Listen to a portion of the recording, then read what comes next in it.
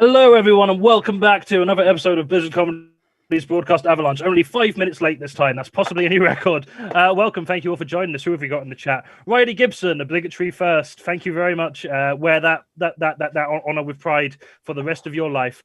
If you can cheer me up, I will love you even more. Okay, so everyone, Riley Gibson reading these cheering up. So if you can all manage that, then that'll be great. If you can't, no problem. You just won't get paid.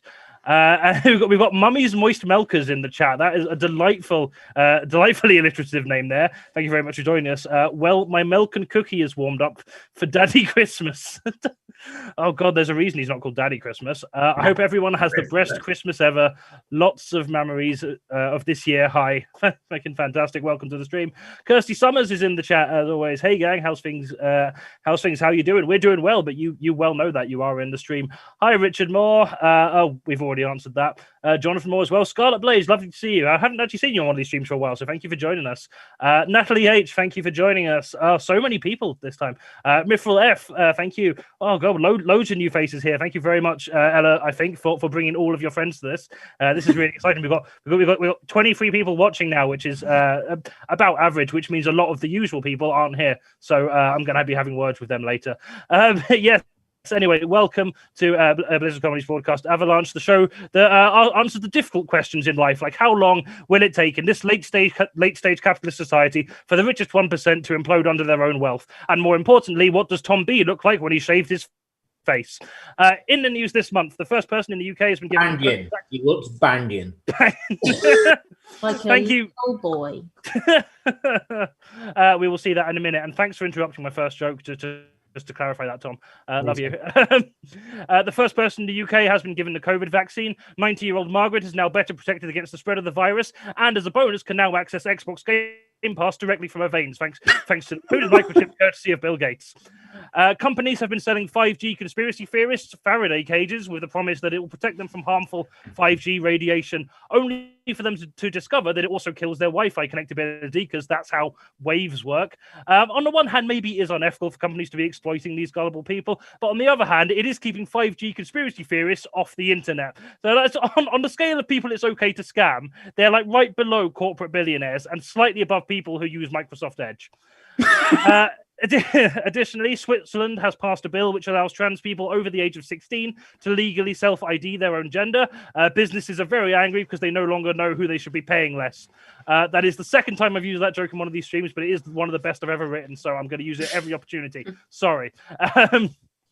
It's been a fantastic month for queer representation all round. Elliot Page has come out as a trans man. Eddie Izzard has indicated she is now using exclusively she, her pronouns. And Marvel Star-Lord has been confirmed as bisexual. It's really nice to have such high-profile figures as openly part of the queer community. And unfortunate that we're also stuck with Chris Pratt. 4 people have been charged for criminal damage following the toppling of the statue of Edward Colston earlier this year. You would have thought that a man as wealthy and successful as the late Colston would have been quite comfortably rich enough to pay for the damages himself. It just seems weird to me that no one is willing to contribute any unpaid labor to fix up a monument to a slave trader. But what do I know? An NHS rule on blood donations from gay and bisexual men is being changed to meaning that more gay and bi men will be able to give blood from next summer. I knew I was right to save all my excess blood since 2014. The NHS won't know what to hit them. I know technically I'm not a man, but I'm perfectly happy to pretend to be one for the sake of a joke. Also, more than 370 religious leaders from around the world have called for a stop to gay conversion therapy, which is obviously a huge step. That is a very unethical thing to be doing. But I always found them weird because these conversion therapies are always run by old religious men, like my dad, except thankfully my dad isn't homophobic. But my dad also can't convert an MOV file to an MP4 without a 2-hour phone call with me and a £100 train ticket to Norwich so I can just do it for him. So how the fuck are these people going to convert anyone straight? The only people who could successfully run a gay conversion therapy are millennials and longer, and that had never happened because everyone born after 1985 is gay. Don't look it up, it's true.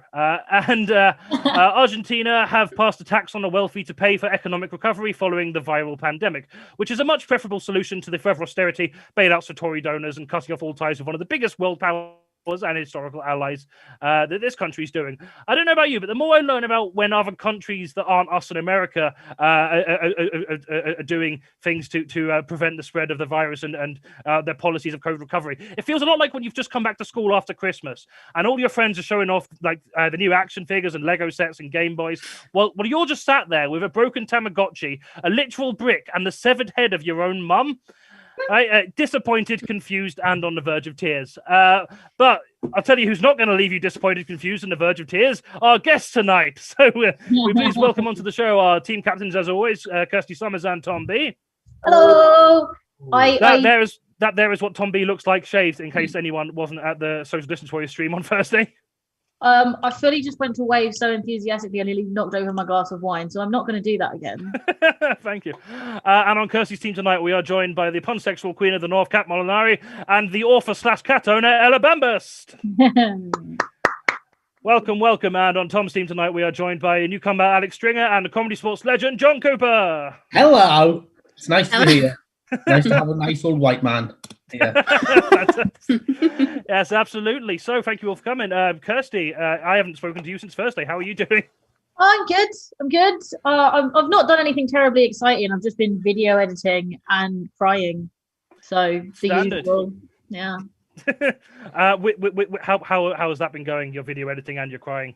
The crying has been useful. I feel like I've processed a lot of things I was pretending weren't bothering me. No, the editing is going better than I expected. I woke up yesterday feeling very, very daunted about having to go through 50 hours of Social Distance Warriors to find the best bits for a 2-hour clip show. And I've done like an hour and a half of it already. And I'm not really sure I've acknowledged that or processed that it's that close to being finished. Relief. But yeah, no, it's not the most exciting few days, but productive, and it means that I don't have to worry about it next week. Absolutely. Well, fantastic. If there's anyone in the chat who is not familiar with Social Distance Warriors, they are very much our, I guess, kind of companion chat show. We're not technically linked, but a lot of the same people are who are involved in this also run that, so that may as well be. So yeah, if you're not following them, absolutely do. I believe YouTube links are in the description below. I was on there last Thursday. If you want to have a look at an exclusive interview with me on that, as well as some really interesting looking sex toys. So that was fun. Go and check that out. So with Social Distance Warriors, have you and Thom got anything nice planned for the next few weeks over Christmas? We've got our Christmas special coming up on Thursday. Christmas special over Christmas. Our usual time slot on Christmas Eve, 8:30 till however one this thing is going to let it out of, because it has Kate Donaldson and Frizz Frizzle, so there's a lot of talking and a lot of slander. So, it has me on it as well. It does have you on it. It's all right. You don't have to remember to mention your girlfriend. It's fine. I don't. I didn't mention Victoria Bliss either. I'm just ignoring the women apparently. But yeah, they are the ones that don't do slanders, so it's fine. True. Like what you were pointing out was women are better. These cis men are the ones that are the hardest to edit around because they say so much shit we don't want them to say on our show. And the reason Kat and Victoria, hi Victoria, if you're watching, I love you and thank you for the cake, it's delicious. Were so well behaved, we didn't shout them out. So in future, let's shout out the good kids. So Victoria Bliss and Kat Molinari, who were also on it. It's going to be. We recorded it last week. It is a lot of fun. We've got games. It's all very festive. I get a bit grumpy about Christmas and then get my mind changed like the Grinch. It's lovely. Fantastic stuff. And that will be on your YouTube channel? 8:30 as usual on Thursday. Fab. Yep. So yeah, that will be like I say, YouTube channel is in the description below, and if you're following our social media on Facebook, Twitter, or Instagram, you will also doubtless see when that's uploaded. We're going to be promoting the shit out of it. So thank you very much again, Kirstie, for joining the show. Ella, I'm so delighted to finally have you on the show and to actually meet you for the third time. How are you doing? It's absolutely wonderful to be here. I'm doing quite well. There's one thing I've just noticed, and that is of everyone here, my camera seems to be flipped, which is causing me to just look off screen the entire time, which looks like I'm just completely disinterested in the entire conversation the entire time. But other than that, I mean, to be fair, I think you haven't been on the show yet, so I think you are well prepared for the later rounds. That is going to be. That's fair enough. I'm just wondering if move everything over and then just look in this direction, but then nobody can see my cute plushie in the background. Well, yeah, exactly. You need to have the plushie, and that's very important. So for the people who don't know who you are, you have recently got you've had several books out, but you've got a particularly good one recently, haven't you? Tell us about that. Okay, so first off, I've been advertised as having published 3 books. It's not true. I've written 3 books. I haven't published a single damn thing. Other than change it. Well, I have published one thing through Amazon, and that's an erotic novella, and I'm not going to name it here. It's just because, my mum might be watching. It will be in the description below, though, so if you are Ella's mum, just don't listen to that bit. But yeah, I've recently written a novel called Penumbra, which is basically it's a story about being trans, being depressed, having anxiety, and just also happening to be a superhero at the same time. And I feel like many of our audience members will relate to at least some of those things. Probably. And it's, it's fairly autobiographical because I am a superhero. And then everything else is just made up. But yeah, it's a work I'm very proud of. And here's hoping I might one day actually get it on paper, like as a physical copy. But until then, you can read the whole thing online. Fantastic. I believe we've got the link for that somewhere, Kirstie, do we? Yeah, so we've got links to Ella's Twitter, Scribble Hub, and Patreon down in the description. I believe you can find all of her work. Wonderful stuff. Thank you very much for joining us. Kat Molinari, I'm so excited to have you on the show. We've wanted to have you for a while. How are you doing? Yeah, I'm doing all right. Just coping at the moment, like everybody else. Really. Yeah, sounds standard.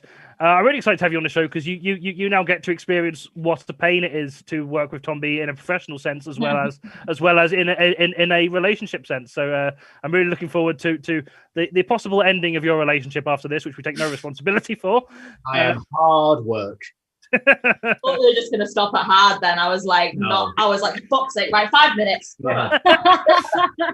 Been through this, not on my meds, Kat. Not on my meds. Wonderful. So Kat is a fantastic comedian who actually, I believe, has a set on our YouTube channel if you want to go and check that out.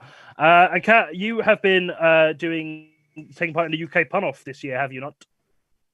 That was this year. My God, yes, February this year, February BC.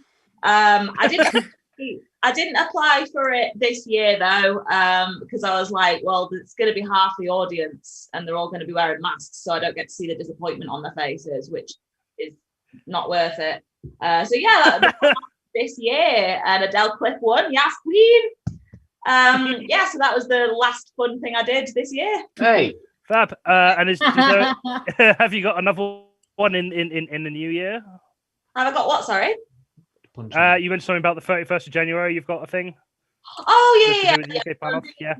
Yeah. So it's now an online thing. So a lot of the pun championships veterans are on there. So it's all kinds of silly fun. It's just a fun off. Do you know what? Like anybody could apply for it. Really, they've only been getting like cishet men on lately, like just white men on like applying. So if anyone here likes puns, feel free to apply. I'm sure they'd love it.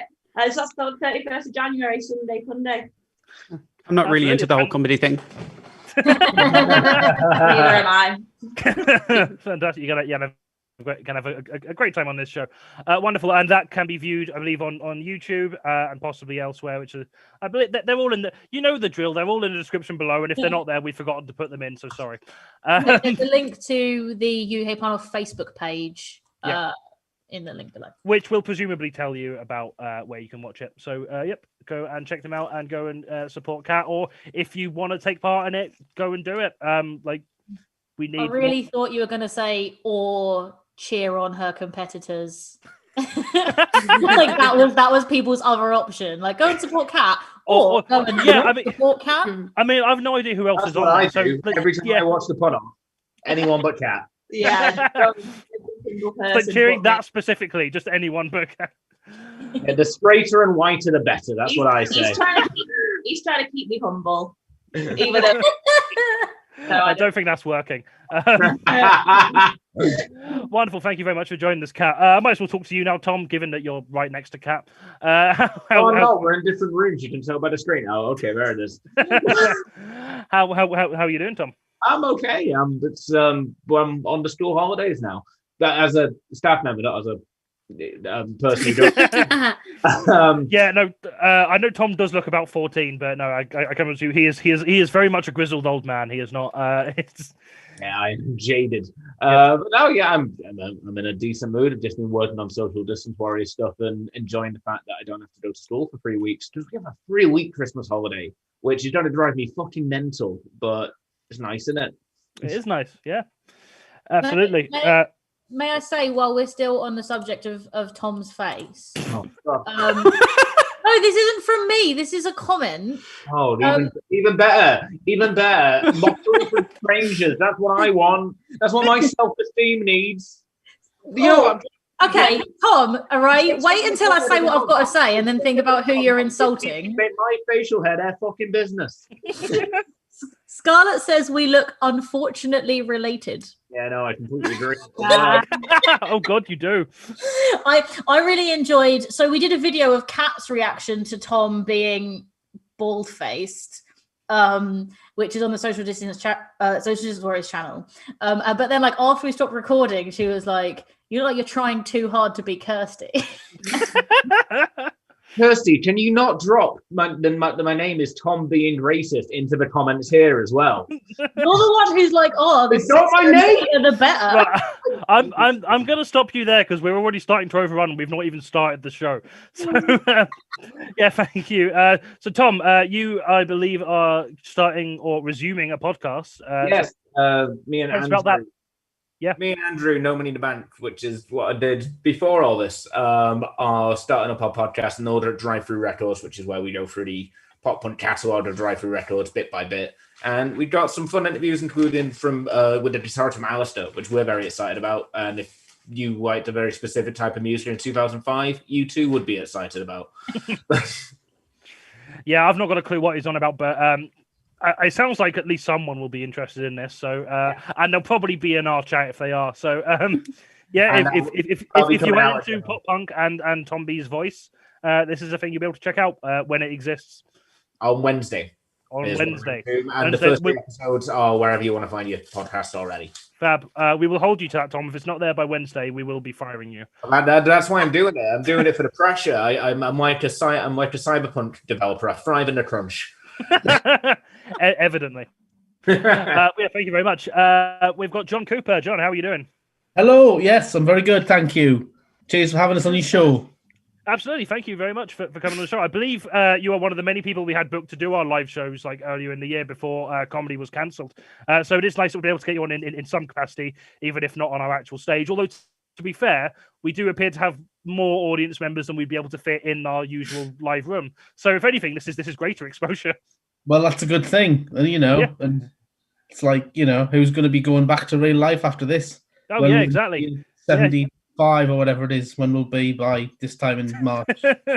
Yeah, exactly. I mean, if you can do comedy just like sat on your own computer chair, why would you even go out? What's the point? Why would you leave the house? Why would you leave the house? Yeah, even when you're allowed to. Again, ever. Now, for those of you who have not familiar with John Cooper, do you want to tell us a little bit about the kind of things you're doing, where people can see your work? Since March, when I could no longer travel around and do gigs, as was my want, I started drawing a comic called Distance, stuck it on Facebook, and then in August someone said, "Oh, you should do a Kickstarter for it," and I thought, okay, so I did a Kickstarter for it. It got funded in 10 hours, and I made $1,000 on Kickstarter. And fucking hell! What? Oh, that's impressive. So this is my lockdown comic all about. Oh, that's really cool. Life during lockdown.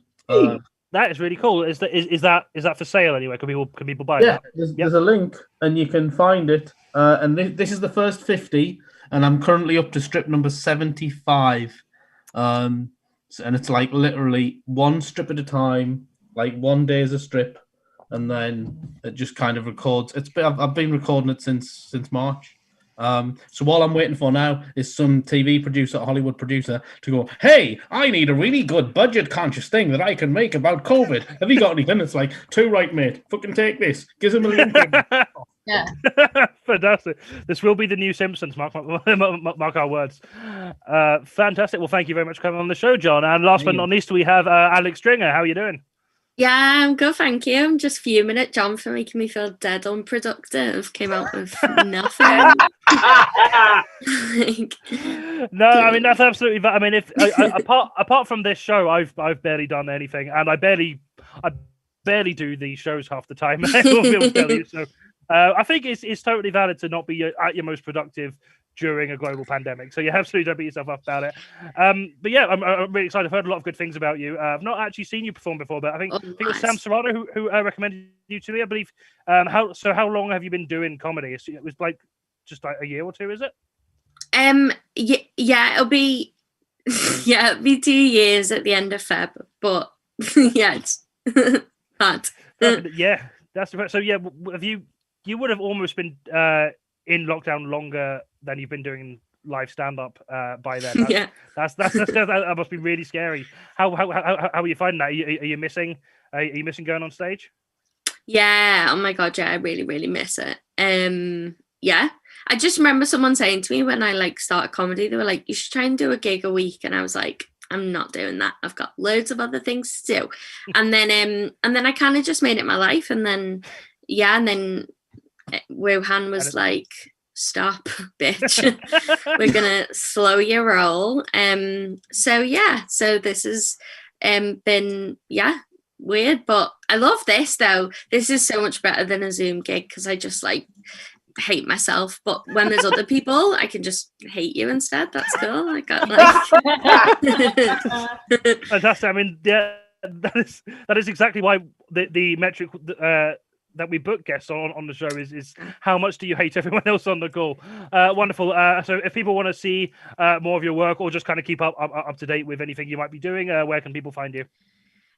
So I'm Alex Stringer 5 on Twitter and Instagram, and I'm Alex Stringer Comedian on Facebook. That sounds uncertain, but it is true. Wonderful. I'm pretty sure links are in the description below. So yeah, absolutely go and follow her on social media. She is very funny. So yeah, absolutely go and do that. Do it right now. In fact, no, don't wait till after the show because we are going to start the actual show now. So our first round is going to be Fake News Detectives. This is the game where we give each team 3 headlines. 2 of them are real printed or published headlines. Nothing's printed anymore. It's all online, isn't it? Can't keep up with this fangled new technology. I'm going to give you 3 headlines. 2 of them are published and 1 of them is one which I have just made up. And the teams have to identify which one is the false headline. So we're going to start with Kirstie's team first. Kirstie, your 3 headlines are as follows. Politician named Adolf Hitler wins election in Nambia. Farmer given 3-day Facebook ban over literal cows. And an anti-LGBTQ scoreboard member poops on camera during live Zoom meeting, then resigns. I'll copy and paste these into the Zoom chat so you can see them for reference. All right. Right. Kat, Ella, does anyone have any initial thoughts? Because I know for a fact that 1 is true. Same. I know for a fact that the first one actually happened. Like a friend of mine texted me that, and we had a long conversation. And I've read a whole story about this poor man who was like, we have this huge German culture based on when the Germans were here slightly before the war. And we weren't really involved in it. And that some of the things that have been retained aren't great. And this is how I got this name. And now I've signed all of the documents and it'd be too much hassle to change it, was basically his excuse. And it's not his fault. It's clearly his parents' fault. I kind of felt bad for the guy. Yeah, same. Who never had to deal with the fact that Adolf Hitler had any connotations to it until he got internationally famous. The way I found out about that one is because somebody I follow on Twitter about 6 months ago, made a couple of predictions for 2020, and one of them was Adolf Hitler comes back. And then the article was published, and he was like, she was like, I didn't think that one was going to make the cut, but here we are. Why not 2020? I think my favorite bit about it was I was reading it and he's like, I got into politics to be an anti-apartheid campaigner, and it's like, of all the fucking people to be called Adolf Hitler, an anti-apartheid campaigner. So yeah, that one I definitely know is a thing. Like someone went out of their way to send me that one. I think I know the others, but I'm less confident. So feel free, if anyone knows more than me, to let me know. So the way I see it, the first one is definitely true unless Jonny did a mean and it's actually not Nambia. That is very. That's a reasonable assumption. I wouldn't put it past Johnny. And that's how they get me. And I want to say it's the second one because I need the third one to be true. I want the third one to be true. I like the idea of a turd and turn. Exactly. I was thinking that I would love the third one to be true, but I feel like I definitely heard the second one. But the second one, because it's about cows. Someone had to get it. I feel like I did hear about that one, but also it could be I heard something similar and Johnny's trying to fuck with me like they do every month. But I possibly, I think the third one is quite possibly I don't know, because that one, like, I've definitely seen stories about like someone accidentally like not turning their sound off while they snuck off for a shit while taking their laptop with them and in a Zoom meeting. Yeah, but that could have been me on any social distance. So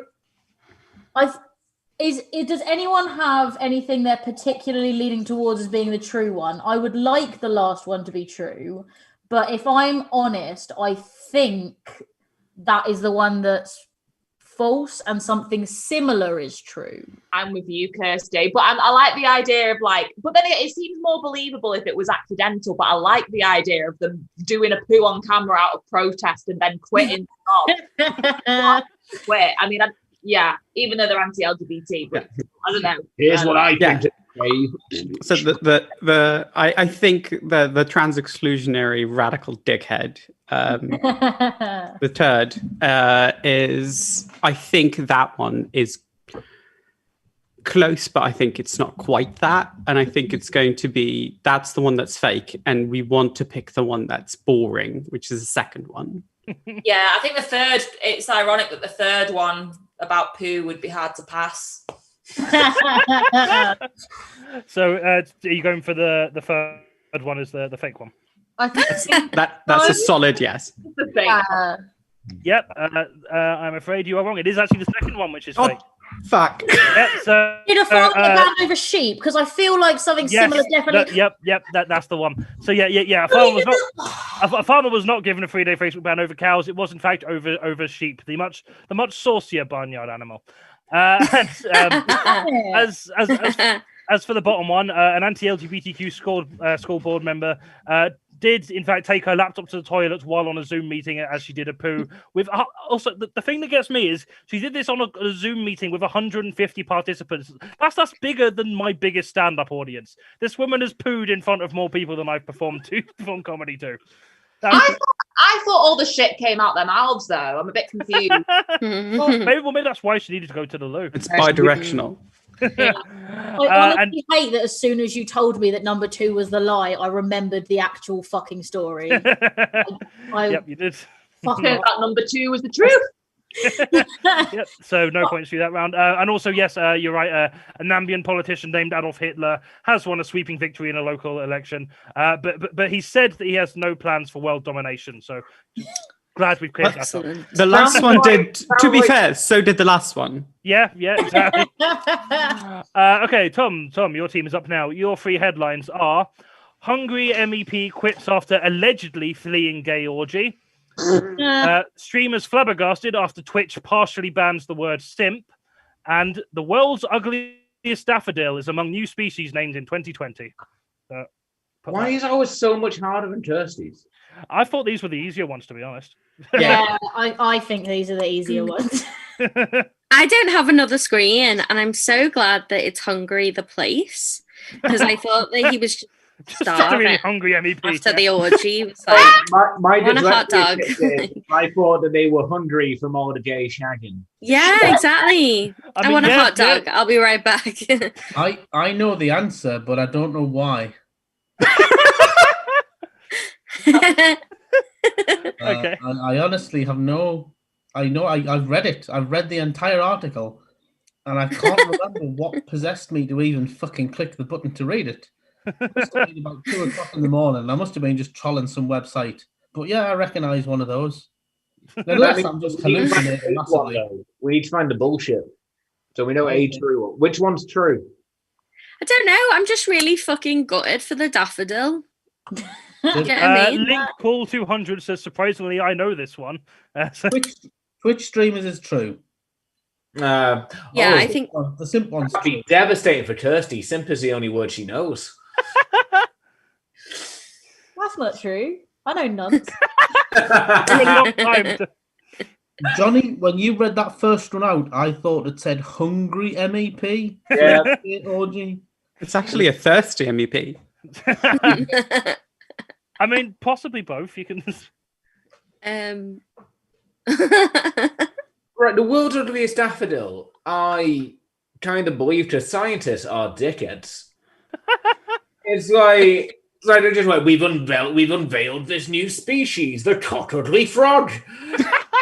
Oh, I want a cock ugly frog. I'm guessing it's not called a daffodil. I'm guessing it's got another name. yeah, that's just the Daily Mail version. Right.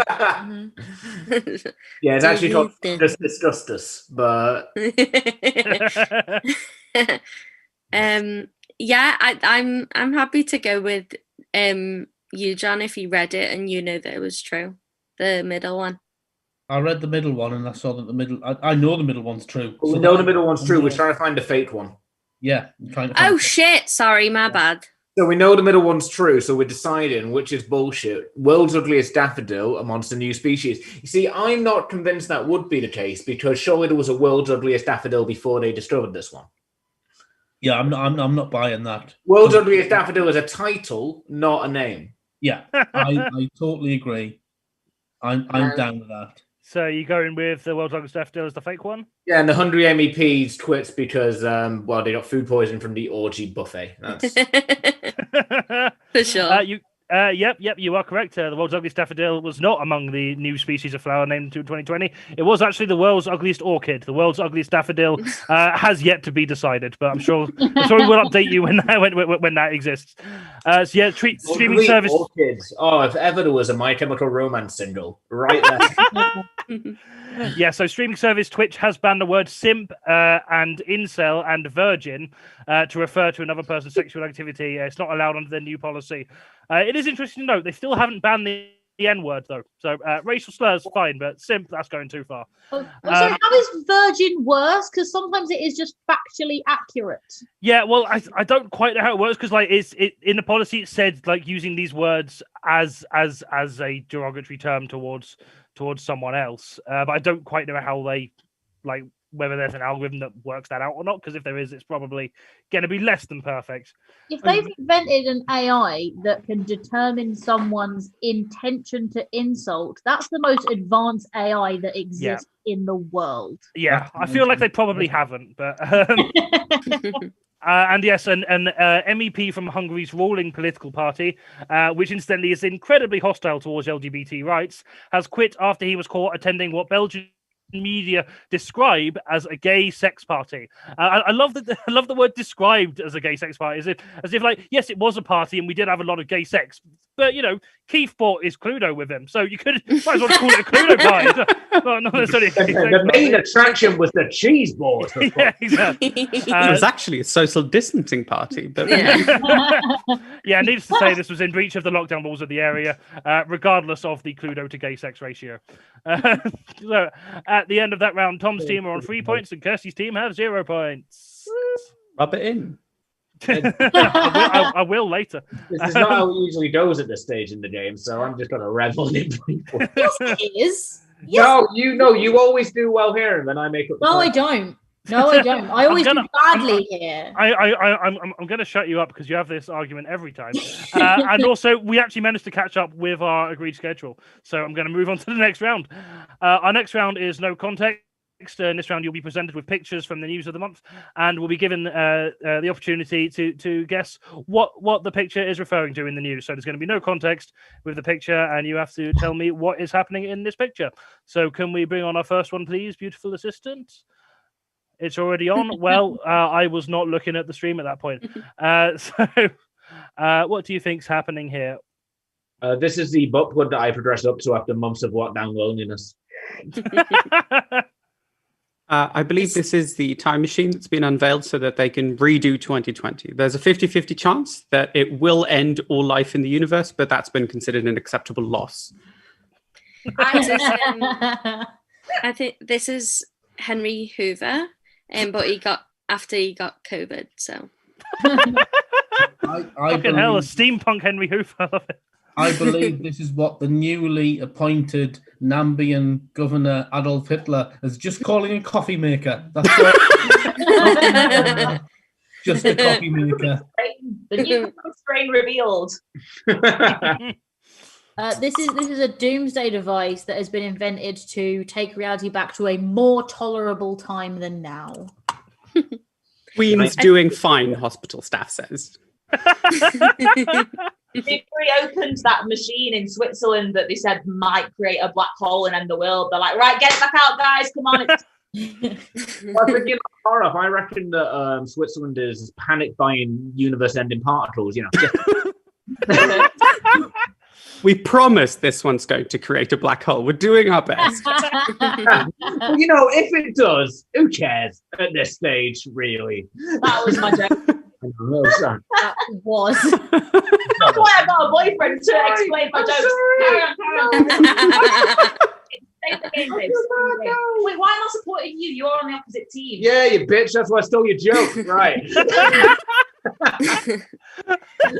I think it's Donald Trump's tanning booth. It's being prepped to be taken out of the White House.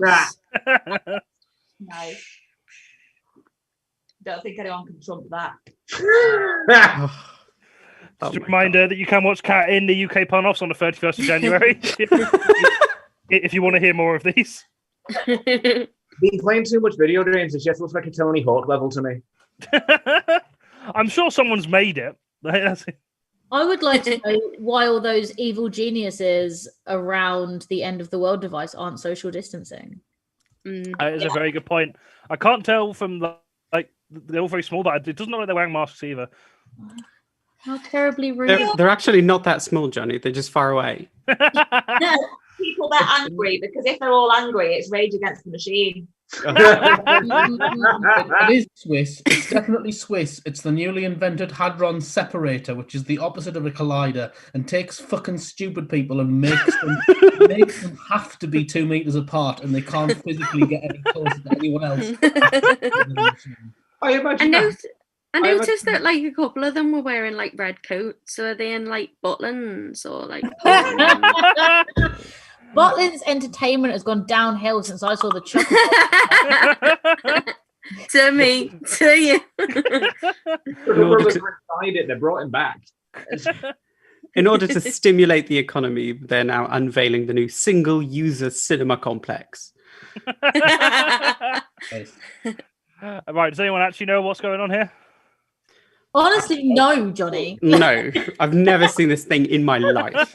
They've done some science, and they're like, check out the science, and the people have come to look at the science. Yeah. I'm willing to bet most of the people there have no idea either. Quite possibly. Okay. This is in fact China turning on its nuclear-powered artificial sun for the first time. Oh, that can only go well. That can only go well. This is China turning on their nuclear-powered artificial sun in Chengdu. It is designed to use a powerful magnetic field to fuse hot plasma at temperatures of 150 million Celsius. For reference, that is more than 10 times hotter than the sun's core and almost 50% as hot as my sweet ass.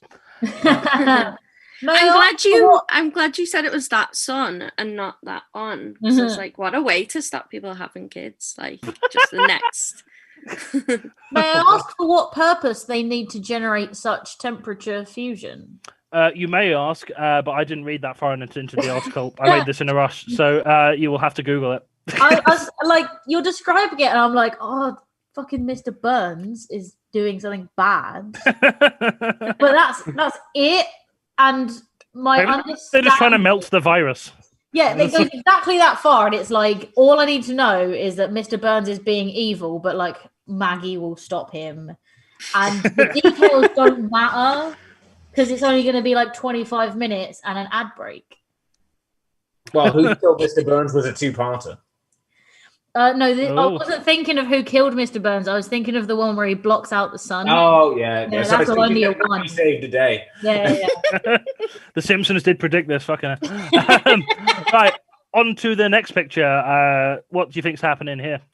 This is old man Steve Rogers having another go at the super serum. I believe I'd be tempted to give you that. I believe this is Pharaoh Trump is finally having all of his people, euthanized so they can be buried with him in his pyramid. This is Nambian President Adolf Hitler. Is this Mitch McConnell's before photo?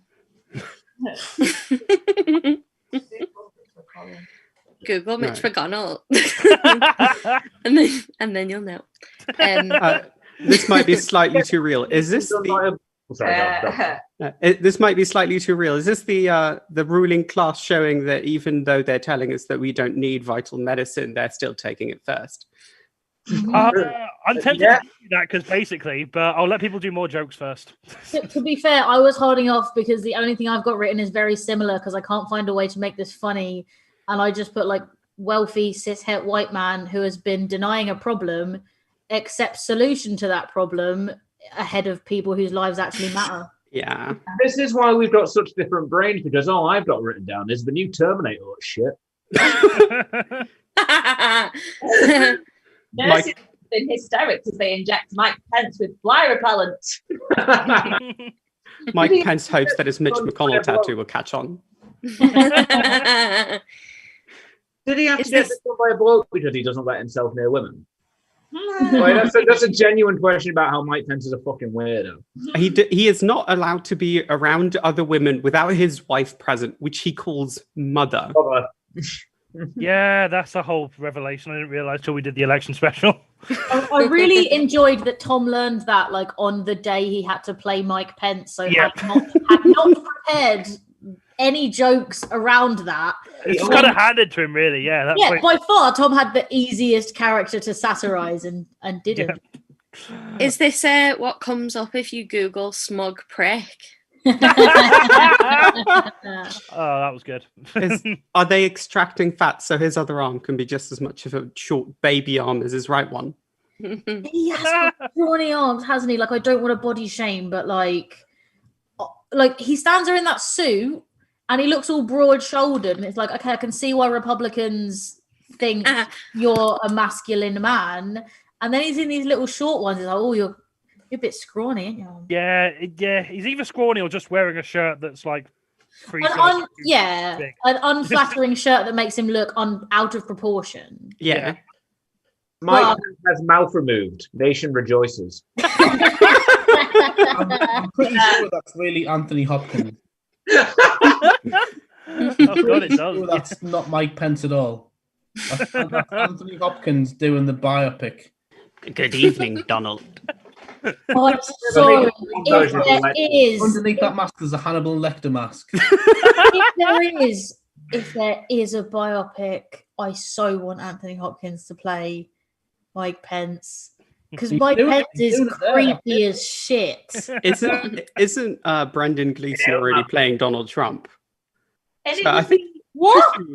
Sign is an elephant, and it'd be like the Elephant Man. They could do, I don't know, they could do something with that. Is this the first you've heard of this? Yeah, Brendan Gleeson's going to be playing Donald Trump, and I think Anthony Hopkins would bounce well off of it. I have no idea. I only found out because I googled Brendan Gleeson the other day, looking for Donald Gleeson. Flipping hell. all been Right, there. yeah, I'm going to give the points to Kirstie's team for that because they basically got that a while ago. And yeah, so yeah, you this were is. allowed to guess it halfway through. I mean, you're allowed to as long as it's also funny, which yours usually aren't. Yeah, that's You're not. You're normally just really excited that you know the answer to something. I am. I'm like a Oh, small you're just child at excited to school. participate. No, I'm mate. excited to be right. I was warned Yes. about that. Yes, yeah, I do want all the guests about that. So this is Mike Pence getting vaccinated on live television to prove that it's safe, which is a kind of, as you pointed out, a meaningless gesture given how much that government downplayed the virus throughout this year and up until, I mean, still are downplaying it, refuse to take any precautionary measures against it, even really fueling the anti-mask theory. And also, as many the anti-vaxxer community has imploded because they've all pointed out that there's no way of knowing what's actually in that vial. Like, it may have just been Pence's quarterly bullshit booster jab, or maybe just plain old disinfectant, like Trump suggested back in April. Remember that as the thing that happened half a year ago, but also 12 years ago. Fun fact: Adolf Hitler used to take an injection of like. When you say Adolf Hitler, do you mean? Yeah, no, number one. Like, more no, the OG Adolf Hitler. Used to take like an injection of like bull semen to be more masculine, and I feel like this is what's happening here. Really, this could be. Mike Pence is like, tell them we're giving them the vaccine so we can microchip them, but give me that sweet masculine bull cum so that I'll finally get guns. What if it's the opposite? Injected, you put it in your milkshake like a normal. What if it's the opposite and it's his very first estrogen injection? Aww. He's very proud and happy. I don't want to like Mike Pence. That's very fair. Wonderful. So at the end of that round, Tom's team is still on 3 points, while Kirstie's team are on 2 points. And I have forgot to add a running total, so I'll do that in a sec. But luckily, you've only got 1 set of points per round, so it's fine. We are going to have a short break now, so I'm going to take this opportunity to remind you, not remind you, tell you, because I forgot at the top of the show that this is a pay what you want show. If you are enjoying the content we're providing for you today, please do consider donating to the PayPal link in the YouTube description. And also, I think the chat is in places, you'll find it. All that money will be split amongst the acts on the show tonight. And you can also subscribe to our Patreon to give us a set amount of money, as little as £2 a month. For which a percentage of that will be going to the acts we get every month. So, but if you can't afford to, that's also fine. Just yell about us on social media and tell us how great you think we all are, and how Thom looks about 12. We will. So if anyone of the acts wants to go for a poo, now's the time to do it. I'm going to be staying here chatting bullshit with the chat. So we will resume the show in about 15 minutes time. 15 minutes time, see you soon. It's a song. Oh, we've had a lot of chat action today. Chat action, some hot chat action. There's nothing more accidentally partridge than hot chat action. Riley, the problem when I revisit the chat is it's often in reaction to something that's happening, and now I have no idea what the context behind it is. So Riley Gibbons said, I had a suspicion second might have been India protest related. I have no idea what that's. That's the one about the cows. The cows. I see. Possibly. But it was in fact cheap. So it is unfortunately hard to find news articles on the India protest because no one's fucking covering it for some reason. Yeah, who'd have thought that? Something happening in a predominantly non-white nation. Jonny, if I have to go to the bathroom, do I take the camera with me? Like only if you have to click mute. I mean, no, don't take the camera with you, but do record it on your phone, and that can be exclusive Patreon content. Oh, fantastic! Patreon content. Sorry, that wasn't worth it. That was not worth it at all. No. What did you say? Patreon. She said Patreon. Victoria Bliss has said that's why all good orgies have snacks in relation to the hungry MEP one. But yeah, I mean, I've only hungry MEPs. I mean, I've only been to one orgy, and it was fairly poorly organised. So that there was a lot of booze, but there weren't a lot of snacks, unfortunately. Oh, there's always a buffet at an orgy. It's the best Johnny, bit. I'm sorry, my love. You're going to the wrong orgies. Yeah, Yeah. I mean, I didn't realise it was an orgy when I was invited. I only did when I turned up. Okay, fair enough. Okay. Yeah. I mostly just stayed downstairs and played Just Dance 2 on the Wii. I'm not gonna lie. While everyone upstairs was doing all the orgy stuff. That was what I was doing. You sounded like you had a great time, though. Yeah, honestly. I did have a great time. Yeah. No, it was fun. It was one of the worst nights of my life. Not gonna lie, but I had a great time while I was on Just Dance. I don't remember why, but there was a point when I was just completely naked. I wasn't involved in any of the orgy parts. I think I just felt left out, but I wasn't confident enough to engage. But I just wanted to be ready to engage should the confidence take me. So I was completely naked, and yeah, I was just playing Just Dance 2. No, I wasn't naked. I was wearing some underpants on my like head. all orgies where they have the jet machine and the No, but what I didn't realize happened is that the person whose house it was, their dog came into the room behind me while I was playing, and while I was in the middle of a particular dance segment, I just kicked it in the face. No. And then I felt really bad, so I was just chasing after this dog completely naked in someone's house. So yeah, that was my rock and roll lifestyle pre-COVID. This was like 8 years ago. I'm just going to run the low actually as well. I'm just wondering whether to do this. Do what? This or this.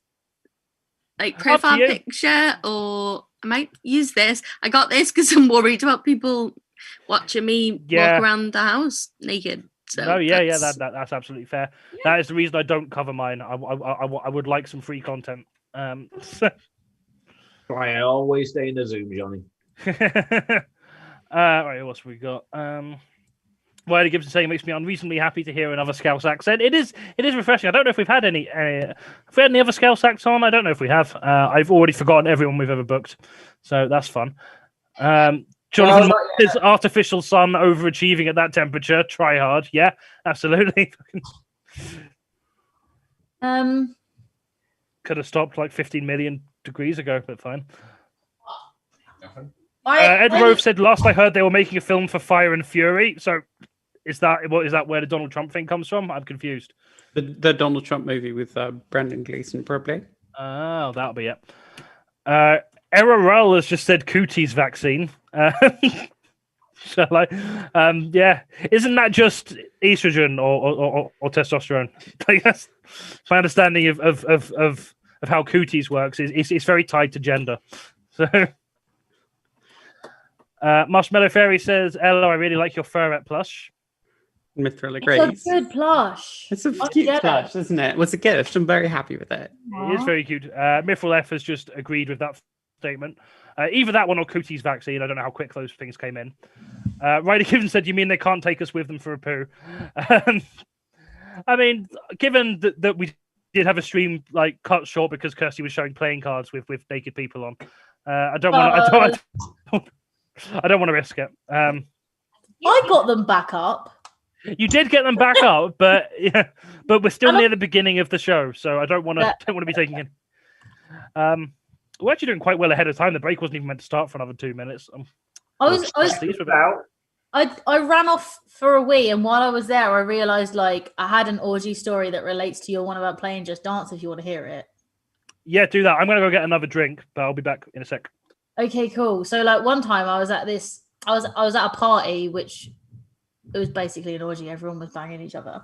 But I remember one time I was on a sofa having a really in-depth conversation with this girl that I'd really bonded with, and we're still friends to this day, about what qualifies a character as a Disney princess.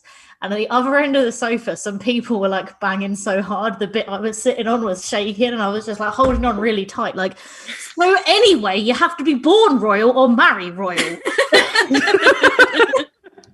and all of the other criteria. And yeah, that was the story that I felt Jonny might identify with, but they've gone. Is this the stiff upper lip thing I keep hearing about?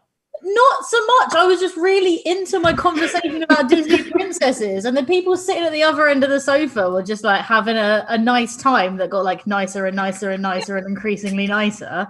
And I like at one point you're like, okay, the sofa's kind of like bouncing too hard. That I'm very conscious of it right now, but at this point it'd be rude if I got up and walked away, so I just have to deal with it. So it kind of is a bit stiff upper lip, but also it was like there was nowhere else for me to sit and maintain the conversation with. I totally just came back on there was nowhere else to sit, so I just in my head you just like sat on someone's dick just because there was nowhere else to sit. I mean that is something I would do. Yeah. No, I was sitting on a sofa that another couple were banging on, like a couple of cushions down, while I was trying to maintain a conversation about what qualifies a character as a Disney princess. Sorry, just Marshmallow Fairies commented saying, I feel very bad for my dad who is 100% in earshot of this, but I refuse to use earphones. There's an element of that. Have you heard of the term play to the strengths of the menu? You know, like when you're in a chip shop, you don't order curry sauce. You get that from like an Indian. I'm just thinking, you know, if I ever had the opportunity to go to an orgy, there's other places I could talk about Disney princesses. You know? All right, but I've made a friend, okay, and we're having a really nice conversation, and like there was no one I wanted to fuck that wasn't busy, so that's fine. I can totally imagine hypothetically if I was to rock up to a place like that, I'd probably just go no and then leave quickly. That's totally fair, yeah. To be fair, I did spend quite a lot of time at that party petting like 3 cats and a snake, and I mean an actual like actual snake. Of all the animals, this is animal. You're redefining my knowledge. Being at an orgy and petting only cats and snakes is sort of, you know, being a bit of a rules lawyer, isn't it? Look, all right. Look, okay. I live in a very densely populated area. Pre-COVID, like a lot of people tried to put their dick on you, but there was only every so often you got to pet a real life reptile. That's fair enough. Yeah, no, that's a fair point. The appropriately named Mummy's Moist Milkers says, orgy party stories was not what I expected, but I do like this. Not even remotely surprised. That makes sense. Link Call 200 has waded into the Disney princess debate, saying, what determines a Disney princess is how much money their movie made. Technically, that's an unofficial rule. The actual rules are she must be human or at least half human, which is why Ariel boring. Nala doesn't. She also must be in the first film of her series, which again is why Ariel qualifies, but her daughter doesn't. And thirdly, she must be either born royal, marry royal, or commit an act of great heroism, which is why Mulan qualifies. Those are the official criteria. And the kind of final one is if they make enough money for Disney at the box office, which is why Anna and Elsa were rushed through and officially part of the Disney princess line in like toy stores before they had their official parade at Disneyland. Well, I will also say learned something about the orgy thing without naming names. I know there's at least one person in chat right now who organizes orgies. So I assume not in the UK or not in the UK, but if you throw out your fishing line, there is a chance. I was going to say, I'm pretty sure I know someone in the chat too, and I was wondering if it was the same person, but it looks like it's not. No, it looks like it's not. It looks like we just have a very socially active chat today. I mean, when do we not have a very socially active chat? Jonny is our host. Natalie H just pointed out, wow, his arm stretches all the way across the screen. I'm assuming that's about Thom and Kat definitely not being on the same camera. My arm is massive. Victoria Bliss has weighed in saying the conversation you have around a sexy fun can be the most entertaining. I like calling it that. Oh, sorry. I added that it's not around a sexy fun. It's just sexy fun. But I was like, a sexy fun is how I'm going to advertise all orgies from now on. I've never organised an orgy. I probably never will. But if I do, that's fine. I really wish we'd called this show a sexy fun. Blizzard comedies are sexy fun. A sexy fun. Mithril F says snakes are cute. I agree. Snakes are very cute. And Andrew Taylor says, feel like these criteria were made after they worked out who should count with regards to the Disney princess thing. Yeah, probably. I don't know much about the history of it, but that totally scans. It was just also, fairly certain that Errol just said hey in response to the yes, it is me. I am the one who organizes. Oh, fantastic. Fantastic. Well, if anyone in the chat would, once it's safe, like to go to an orgy in whatever land that person is based in, you have their YouTube now. Jonny, you're such a good host to say that as well. Be like, when it's safe, though. Like, when it's safe, okay. Yeah, no, I mean, if the Hungary MEP has proved anything, it is not worth going to watch these in the middle of a pandemic. If the Hungary MEP is... If the Hungary MEP has proved anything, it's that the rules don't apply to government employees.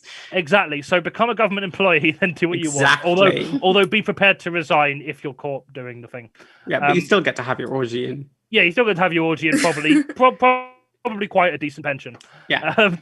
Marshmallow Fairy says, a singular sexy fun, just one as a treat. Joy Bliss says, I love sexy fun and a sexy pun. And Scarlet Blades, Kirstie's right. Watching Jonny basically counts as sex anyway. Stop trying to fuck me, Scarlet. Jesus. Is everyone back? Shall we resume? Oh, we have Thom. Yeah, he's here, isn't he? He's here, yeah. Oh shit! Yeah. Sorry, I was looking at the YouTube because I keep doing this. Yeah. And I was like, that's fine. Welcome back. So we're gonna get on with the show now. So this next round is this just in. So each team is going to be given the first sentence of a news story or opinion piece, and has to carry it on line by line, person by person, until I get bored. Points are awarded for creativity, slickness, humor, and who has the nicest ears. Kirstie, your first line is. We'll go. Kirstie, if you could start, then Ella, then Kat. So your first line is, the Tory minister, Jacob Rees-Mogg, has come under fire. If you start with a cum joke...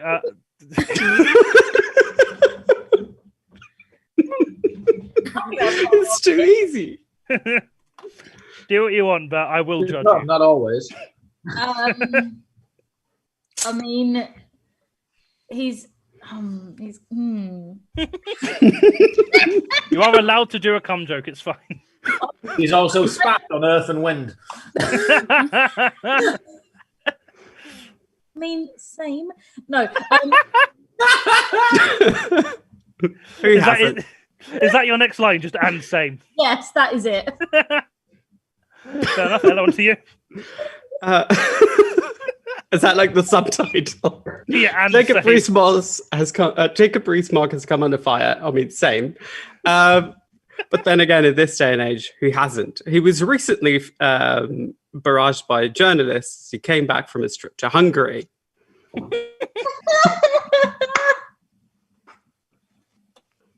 Jacob Rees-Mogg has come under Firefox Porn Company, a special porn company under the Internet Explorer called Firefox. It's Top Hat Burlesque he's starring in. Oh, God. What? Yeah. Okay. Fox. It's the best I could come up with, guys. Back onto Kirstie. I'm deleting Firefox as we speak. If Jacob Rees-Mogg gets to come off it, I'm not interested. Fuck. Oh my God. This is a mental image I didn't want today. Yeah, that's not the first time we've had that on the stream. Not that specific one, but in general. There's no stupid sexy Thatcher. No stupid sexy Thatcher. Rees-Mogg has come under fire selfies of sexy Thatcher. But to Christ. I'm. Do you want me to end it there? I think that might be best. Yeah, fair enough. Thank you very much. Do you know what? I somehow wrote that first line out, and I didn't think about how it was obviously going to end up in a cum joke. I expected better of you, apparently. Really? Only when I said it out loud, I was like, okay, I know exactly where this is going to go. Jonny, Right. Darling, you've known me for so long. I have. I just completely forgot that cum meant cum. Which is the lesser known Brexit slogan. Right, Tom's team. Your first line is let's have John starting this one. Then we'll go on to Thom, then Alex, and loop round. So your first line is we did this one in rehearsal. Whoops. Oh well. The UK's most famous clock tower has been mostly silent for years. Because it can't be asked. Fucking Back in 1972, when its owner died and hasn't moved since. Ever since then, the clock tower has unfortunately hit too many bongs in order to have any motivation and get off the couch. I don't think anyone else appreciated that.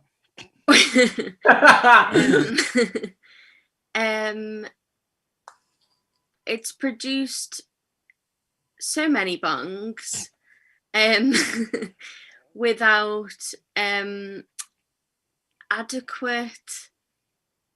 without an adequate result, much like Boris Johnson's multitude of children. The clock, having many children, has an inordinately large amount of child welfare to pay, which it has done by dressing itself up as Jeremy Beadle, which is easily noticeable by the fact that one of his hands is very small. That's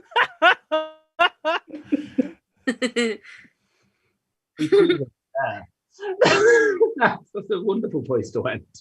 I'm stuck now. I've got Jeremy Beadle clock in my head.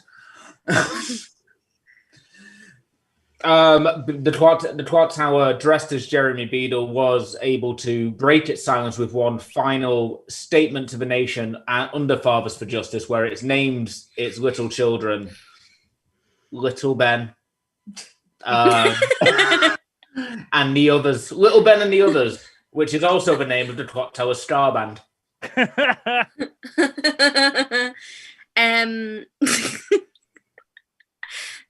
Little Ben and the Others are going to join forces with the Scar Band to make a Von Trapp kind of family band.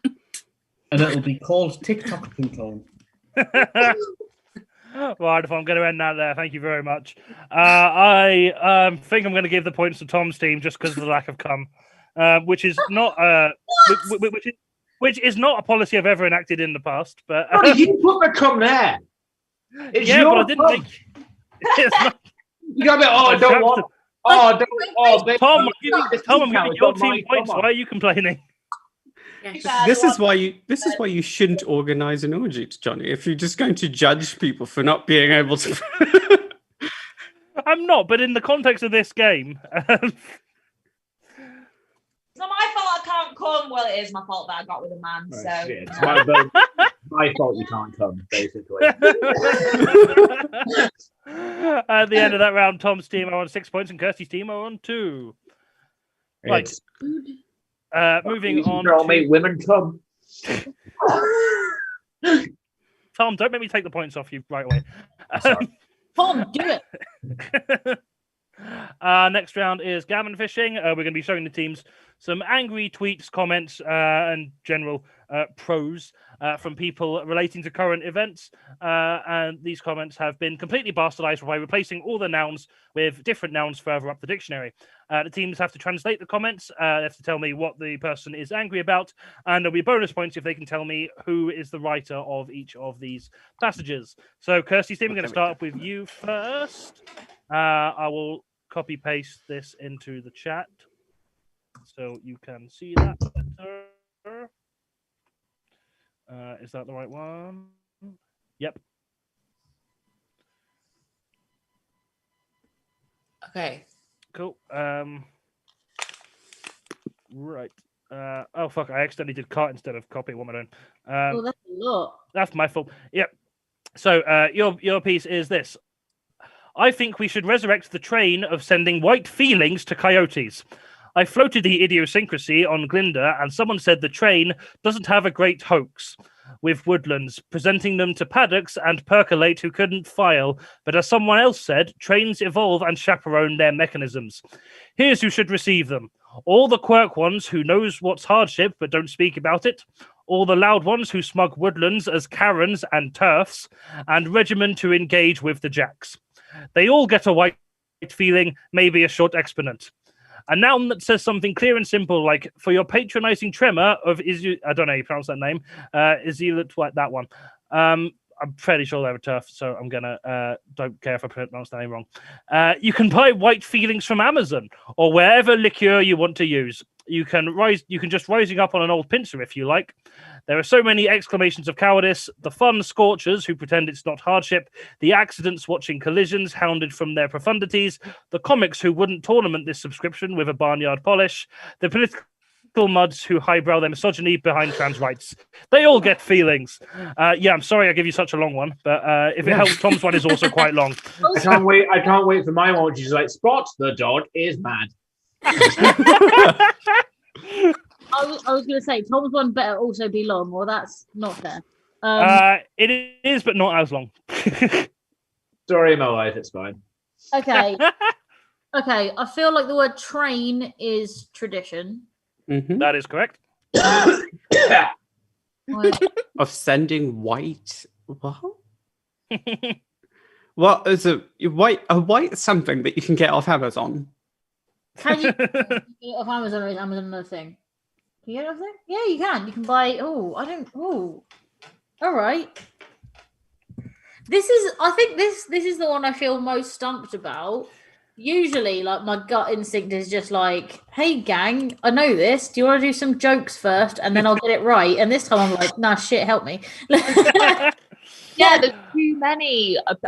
There's too many. So the word train is tradition. So it's about someone who's like really into your Yep. So like, yeah, white heteronormative bollocks, sending white female. Oh, okay, white females. no, to... not females. No, sending white. I don't know. Okay, I think idiosyncrasy idea. I floated the idea on Glinda, which is, I think, Mum's net. Oh. So, the tradition doesn't have a great history, with women presenting them to, don't know. is it white mums? White mums? I don't know. It's not white mums though. The one begins with F, if that helps. Oh, sorry, right. I was going to ask that before. Sorry, right, okay. It's a certain number of words up in the dictionary, so it's probably the same letter to begin with. Unless just to Riley Gibbons says that they've also got to go soon have a ticket to watch Sophie Hagen. I did not realise they were performing tonight, so yeah, absolutely go and do that. This will be on YouTube forever. So yeah, have a good night, and if you get a chance to tell them that we send our love, please do. Master Red Ferry's also got to go. Thanks for tuning in.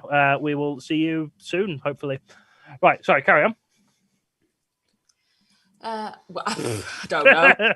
Okay, so I feel like this is something queerphobic or transphobic at least. Yeah. Yep. Here's who should receive them. All the queer ones who knows.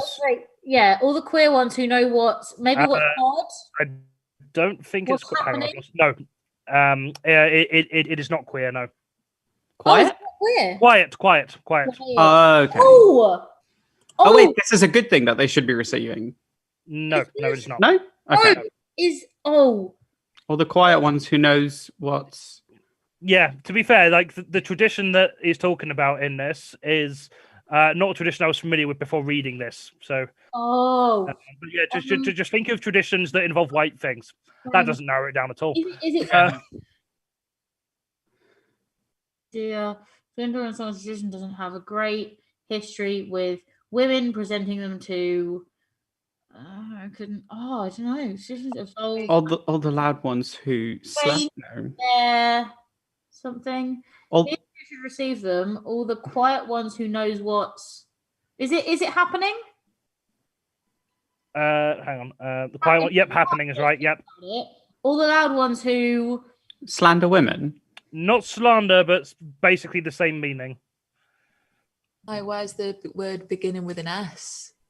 Smog Woodlands. Oh, okay, yeah. Oh my God, you're so much further than me. I'm still trying to figure out the first paragraph. Oh, If you figure slate women. Not slate, smear. I'll give you that because you essentially got the meaning. So As Karens and turfs. So this is like a transphobic person who's.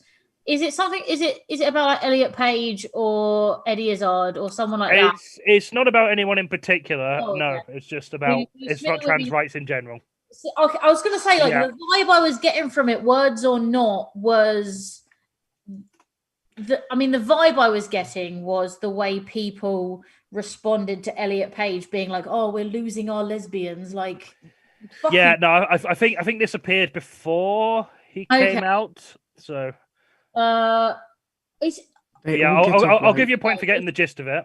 See how much more you can decipher. Smog Woodlands to engage with the Smog Woodlands, smug women as smear women. Smear women. Smear women as Karens and smear women, yeah. And refuse to engage with the. Is refuse right, Jonny? Refuse is right, yeah. To engage with the J.K. Rowling. To engage with the jack boots. Yeah, this is a bit of a trick one. This is not a J. This is an I. Oh, okay. Idea. Not quite. The ideology. Nope. Idiosyncrasy. It is not idiosyncrasy. Wait, hold on.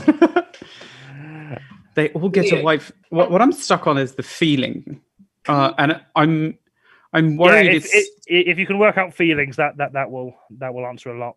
Because I think they want to send something like shitty stickers or something. Not stickers, but yeah, it is. But it is symbolic of that. Yeah. A white femme with maybe a white femme. No, not femme. No. White femme coyotes. I was thrown thinking it was the Page thing. So you can buy white fur off Amazon or whatever. So Liquor's website or whatever. You can just reuse an old. And then I think if we get pincer, I think we might be able to get feelings. Yes. Think of like white symbolic objects that you might send someone for. Beverly. Make a feces. Wait, no. White feces? No, not white feces. That's what I'd send a turf. Sorry, it's the first thing that. What? Richard Morse just quoted me. If you can work out feelings, that will answer a lot. Big mood. Doesn't finding it difficult, and that honestly makes me feel so much better about how bad. Yeah. Shall I just read this for you? But if you can tell me who it is, I'll give you another point. It's quite obvious who it is. Is it Glenna? Yeah, it's Glenna. Yep. So yeah, I'll give you 2 points, but not 3 for that one. I put that in the wrong box. Oh no. Yeah, sorry, this was quite a difficult one. So this one is. I think we should resurrect the tradition of sending white feathers to cowards. I floated the idea on Glinda, and someone said the tradition doesn't have a great history, with women presenting them to pacifists and other people who couldn't fight. But as someone else said, traditions evolve and change their meanings. Here's who should receive them. All the quiet ones who knows what's happening but don't speak about it. All the loud ones who smear women as Karens and TERFs and refuse to engage with the issues. They all get a white feather, maybe a short explanation. A note that says something clear and simple, like for your patronizing treatment of someone I don't know or give a fuck about. You can buy white feathers from Amazon or whatever link you want to use. That's weird language, that one. I would have been surprised if you got that line. You can just rip up an old pillow if you like, was the P. There's so many examples of cowardice. The fun scientists who pretend it's not happening, the academics watching colleagues hounded from their professions, the comedians who wouldn't touch this subject with a barge pole, and the political movers who hide their misogyny behind trans rights. They all get feathers. So yes, this is professional turf and no longer professional comedy writer Graham Linehan trying to revive the tradition of sending white feathers to cowards in the context of cis women, scientists, academics, comedians, and politicians buying into the whole trans rights thing. I'm just exhausted. Trans women, especially trans women of color, as I've said before, are one of the, particularly in this country, are one of the highest percentages of hate crimes occurs against these people. If you think trans women are more of a threat to feminism than a washed-up co-writer of Father Ted telling you why you should be afraid of trans women, then your feminism is broken and regressive. A woman is still a woman even if she was born with a dick, and a dick is a dick even if he wrote your favorite sitcom. 2 points for that one. That was a very hard one. You did really well. So moving on to Tom's I don't one. feel like I did, but thank you. So I'll copy and paste Are you this. fucking kidding me? I already know the answer to Tom. Fuck off. Yeah. Oh, have you done it? Cool. So your one is Mag Fishwife Lager, Mrs. Biden, Jill, Kiddo. A blabber of aerodrome on what may seem like a small, but I think it is not an unimportant mauve. Any changeover you might drudge the doctor before your napkin. Dr. Jill Biden souths and feels fraudulent, not to say a tourism commandment. Your delicacy is, I believe, an EDD or EDD. I don't know how it's pronounced. I'm clearly not educated enough. A dodgem of effectiveness earned at the uprise of Delaware through a distiller with the unpromising toaster. Student retention at the comparative colloquy liability melee students' needs. A wise mandate once said that no one should call himself doctor unless he has delivered a chime. Think about it, Dr. Jill, and forthwith drudge the doc. What do you think this person's going on about, and who do you think it is, and can you translate it? Is it my first lady? First lady is right. It's not my. Mrs.? Close in context, but not word. Dr. First Lady? Think how you would traditionally greet someone with that kind of stature.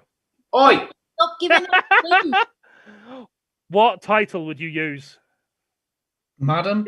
Madam, there we are. Madam First Lady. Yeah. All right, so Madam First Lady, Mrs. I fucking Biden, fed you that one. Jill, Kiddo.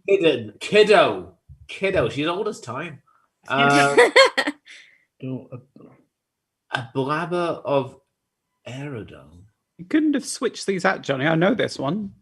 Same. Like the first word, I knew the answer to this one. Right? Ours was fucking hard as shit. I only knew it out the word kiddo. Well, we're trying to find, if we're saying the context, it's clearly someone angry about the fact she uses doctor in the name. Yep. We're just trying to figure out how and what.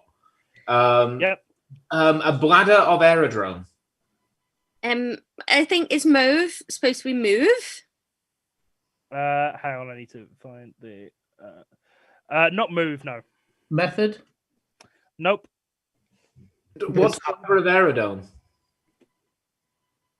It's quite a bit. It's both words are significantly shorter. It's quite an easy one. That it's just complicated because of how long those words are.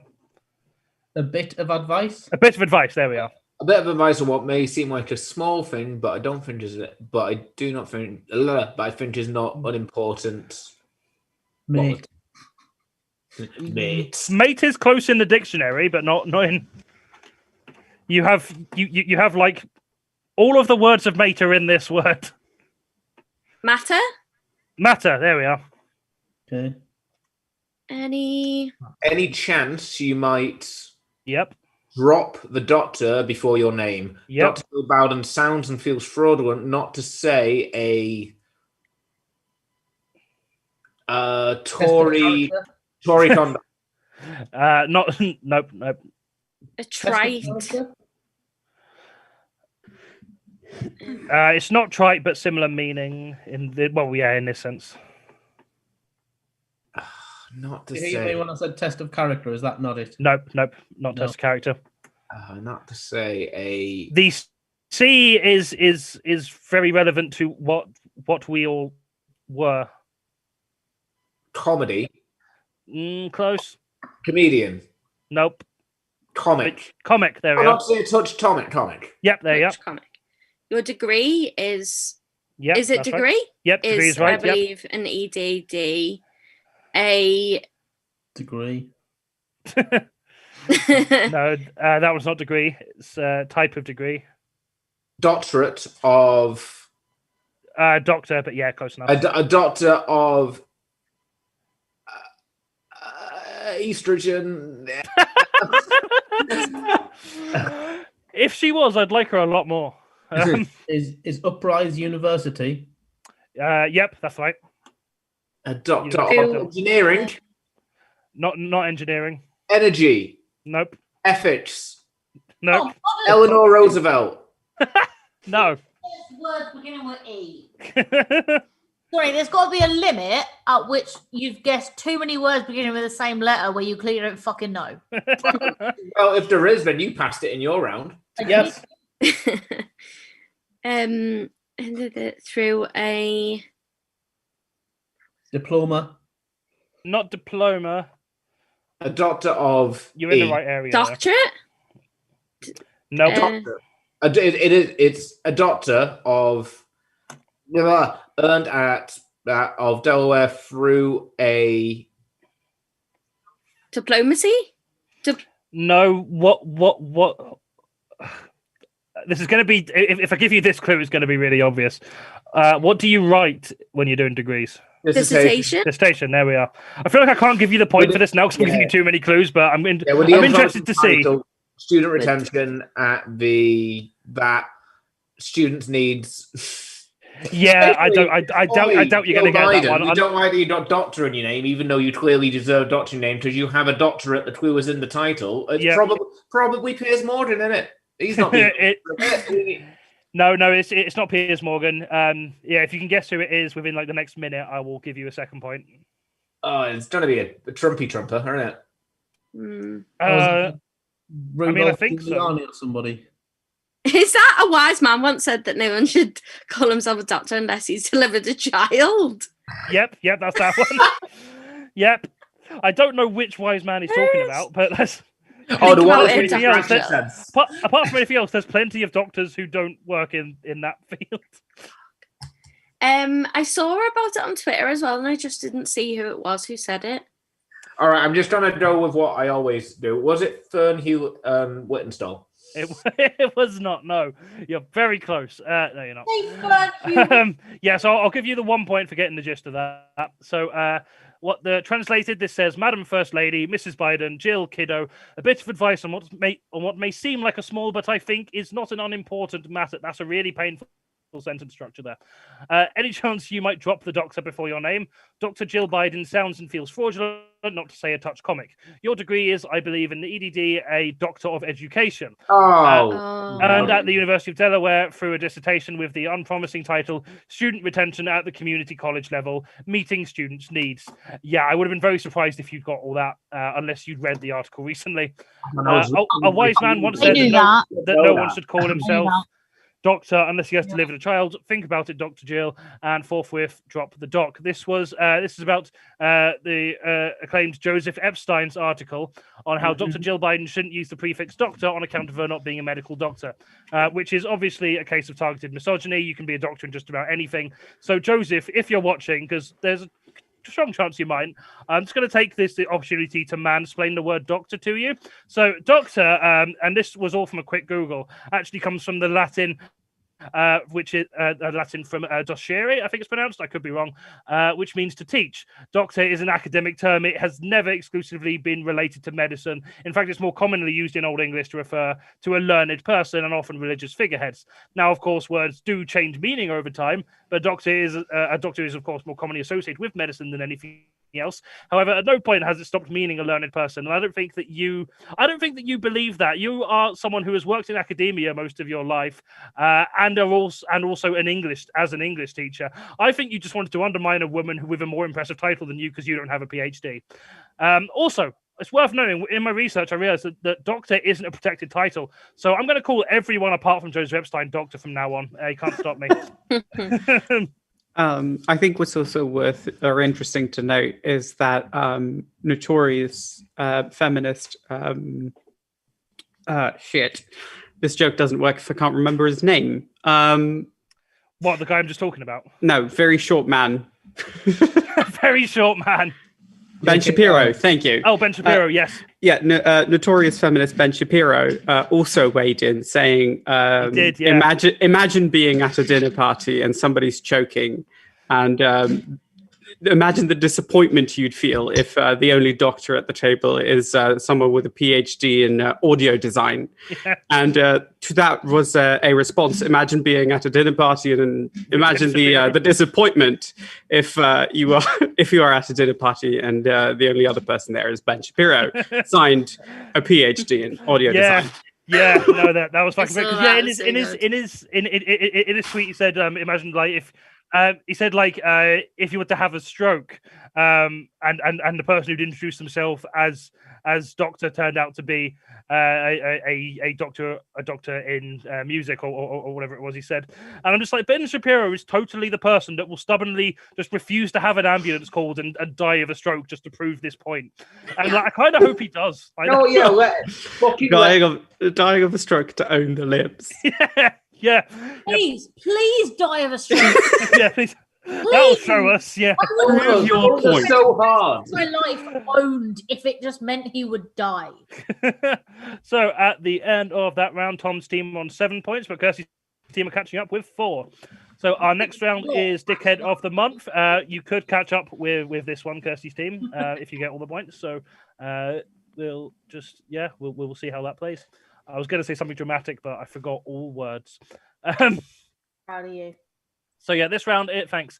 This round, each guest is given 1 uninterrupted minute to make their nomination case for who they think should be Dickhead of the Month, and we're going to hear them out now. So I think let's start with Kirstie. Kirstie, who is your Dickhead of the Month? All right, so my Dickhead of the Month is JD Sports. JD Sports, sure. I mean, okay, take it away. If you take a second to look into their background, you know they are a dickhead. CPD Forest, which grade businesses based on their efforts to prevent deforestation and generally goodness for the environment, has given them a grading of D. They scored only 16 out of 100 when it comes to their transparency in terms of ethics with their consumers. They consistently don't make even a remotely reasonable effort to pay people a living wage, despite making an annual turnover of 10 billion euro since 2015. But most importantly, my brother asked for a very specific hoodie for Christmas that I could only find at JD Sports, and I ordered it in mid-November, and I've made an effort, to specifically go to like independent businesses, small businesses, whatever I can do for Christmas this year, because I know more than ever small businesses need the help. But my brother wanted this one hoodie, and I was like, you know what? It's one present out of all the other presents I'm getting. I will go to one big chain specifically for my little brother, who I love more than anything. And I ordered it in mid-November. I got a message last week telling me that, I got a message like a couple of days later saying it's going to be delayed. Fine. And then I got a message every day for 3 weeks saying it would be delayed. And I got a message last week saying they didn't know when it would be back in stock. And I said, well, why didn't you tell me it wasn't in stock when I ordered it in November? And they just didn't have a response to that. So I said, okay, well, when is it coming? And they said, we don't know. And they said that every day for another week. And then they said, we'll have an update in 24 hours. And I was like, an update for what? And they said, when we're going to have it back in stock. And I said, don't bother. Please just give me a refund. I'll get him something else. And they were like, oh, no, give us another 48 hours. And I was like, no, I've waited a month. I don't want to wait another 48 hours. Please just give me my refund. If in 48 hours, you know you're going to have it in stock next week, so it's already past Christmas, and my little brother's not getting a present, just give me my money back and I'll get him something else. And I argued with them for a long, long time. And at this point, it had been more than a month since I first ordered the present, and I'd forgotten that I'd also ordered myself some new bike gloves, because I'm out on my bike every single day because I courier for a food bank, and my bike gloves have great big holes in because I've used them every day for a year. And then I got one email saying your order has been refunded, and another email saying your order is on its way. And I was like, well, which is it? And then the bike gloves showed up. Just to let you know, you went past a minute ages ago, but I didn't want to interrupt you because you seem like you were getting to a climax. So I'm still mad, okay? My bike gloves showed up. My brother's present didn't, and the bike gloves don't even fucking fit. The end. Fucking fantastic. Yeah, I can sense your anger with that. I can totally empathize with that. Thom, who is your dickhead of the month? My dickhead of the month is people who believe that alcohol is a neutral Christmas present. Okay, yep. Take it away. Because, all right, so as I've mentioned a lot in this, I work in schools, and it is that time of year where the parents buy us presents as a thank you for risking our lives to look after their children for £65 a day.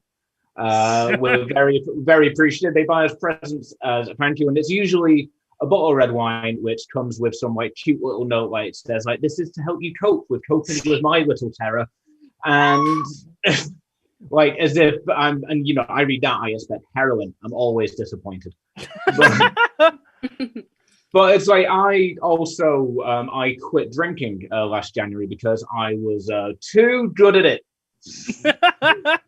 I was very good at drinking, and it made all the other drinkers around me uncomfortable.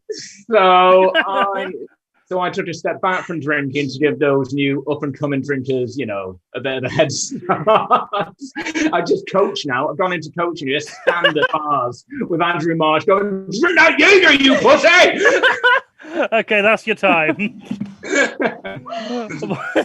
Wonderful stuff.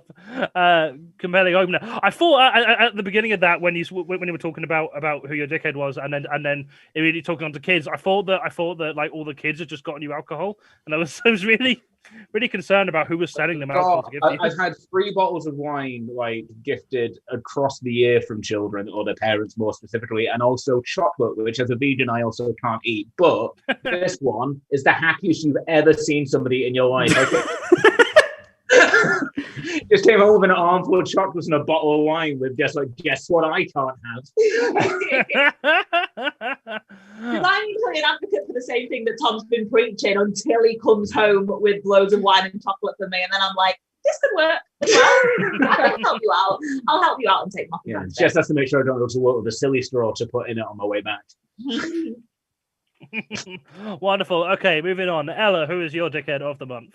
So, earlier this month, a company named CD Projekt Red released a video game called Cyberpunk 2077. Now, don't worry, this is not going to be video game bad.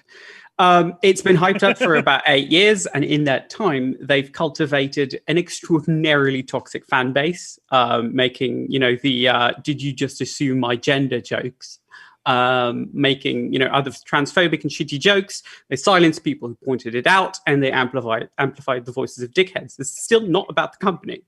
Anyway, before the game was released, which, by the way, when it did, was an absolute shit show. It turned PlayStation 4s into actual, bricks. A reviewer pointed out that there is a sequence in the game in which you use a device which the designers based on an actual headset that's used to induce seizures in epilepsy patients. And she pointed this out. And in fact, it gave her a grand mal seizure when she played the game, which you would think would have been caught in QA. Anyway, this was a review, so she could warn people about this. And that, this was present in the game. The response of Cyberpunk's very well curated fan base was to respond to this woman by sending her videos of flashing lights with the express purpose of causing seizures. And these people are, in my opinion, the absolute biggest dickheads of the month. Yeah, absolutely. I fully agree with that. Thank you. Jesus Christ. Thank you. Yeah, no, it's fucking ridiculous. Yeah, that happened. Yeah, like... We were doing this in April, and that is the first time a dickhead of the month has made me fully cry. Did you not hear about that? Oh yeah, it's been fucking huge. That was absolutely huge news. It's been a complete mess. No, Jonny, my life is just memes. I heard about the glitch where your dick's on show. I didn't. Yeah. Well, this is the annoying thing with the fact that people are complaining about it being buggy. There are plenty of games I like that are in worse states than that, but it's a lot of the behind the scenes stuff which is what I think people should be more mad about. I'm playing it, it's fine. I feel sad for the devs, but the marketing team definitely shooting. Oh yeah, no, absolutely. No, absolutely no shade towards all the devs who were forced to do 100-hour weeks for the past year. The main is who'd have thought that overworking all your staff and not compensating them for that money isn't actually going to make you a very good game. I mean, as a tiny subtitle, the game is also bootlicker as all hell, because you essentially play a cyberpunk game where half the missions you have is to shoot evil drug dealers and then report to the police. You can do the whole thing non-lethal if you want. Yeah, but that's not on purpose. That's a mistake that they made, because they advertised it deliberately saying you can't play the whole game non-lethal. But then it turned out that you could, because they messed up. Wonderful. Okay, moving on. Let's go with John next. Who's your dickhead of the month? Controversial decision. I'm gonna say the lass who I went on a date with last week. Okay, take it away. I met her and she said, "Can you keep your mask on?" So you know it's a no-go at that point when you just like, you've got a mask on and she's got a mask on. It's kind of like, what's the point? And then she took us for a walk and I let her take the lead, and then we got lost. And I it's hard enough for a fucking white man in his 40s enough to not have to be able to say anything, because he can't really say anything because he's a bloke. So she got us lost. And then this dog came along and this dog was lost. And then the owner came along and that was distressed, and she had to pop at the owner because the dog tried to jump up at her. And it kind of wasn't the dog's fault. And then the owner looked at me like I was like complicit because I was with the woman. When I wasn't, I'd only just fucking met her, so don't look at me about this woman who I've just met, because that's overly complicated now, right? That's just an issue. And then at that point, you said, these blokes came running past us, proper butch kind of blokes running, and you said, I hate runners, and it's in my profile when she read it, so it's like, you know I'm a runner, so you've even said you fucking hate runners, so I've got no comeback, so I'm just kind of stuck in the middle of the Mersey River place, lost. I don't know where we are. I've wasted an hour of my life. I'm being as pleasant as I possibly fucking can. I'm being a nice man. And my life is just slowly trickling out through my fingers, trying to make someone happy who I don't even fucking know. Oh, God, that sounds awful. Fucking hell, thank you. Yeah, absolutely. Sounds it. Thank you very much. Right, moving on to Alex Stringer. Who is your dickhead of the month? So mine is my niece, who's 3. She asked for leggings for Christmas, which I just think's a bad dickhead move, because it just, like, she's finally at an age where she can like request stuff, and it just like reinforces the idea that she has no discernible personality. And then I also, Father Christmas, went to her house to meet her, and she went round the house and just got loads of shit to give to him, because he's the only person who doesn't get a gift. And so now, because Father Christmas didn't want anything else on his criminal record, I've just got like a bag of like crayons and oven mitts and like a Yankee candle just like chilling in my boot. Because he didn't want to take it from me. So bad dickhead. Think she needs to sort it out, really. Absolutely, sort it out for your old niece. Thanks for that. So which Yankee candle is it out of interest? Like, we'll take it off your hands. Pardon? What Yankee candle is it? We'll help move that. I think it was like the gingerbread one or something. Oh, Banging. that is a nice one. Last but not least, Kat Molinari. Who is your dickhead of the month? Is it Thom? If so, you will win the round. Make it Thom, Kat. Do it, Kat. Kat, please. So my dickhead of the Can we month. just play the video of Kat roasting Tom's bald face and call that Kat's dickhead of the month? Right, No, because Kat's done hard preparation without you having to trample on it just to bully me for a weird little intro. Yeah, but also I get the points. Yeah, that's mostly it.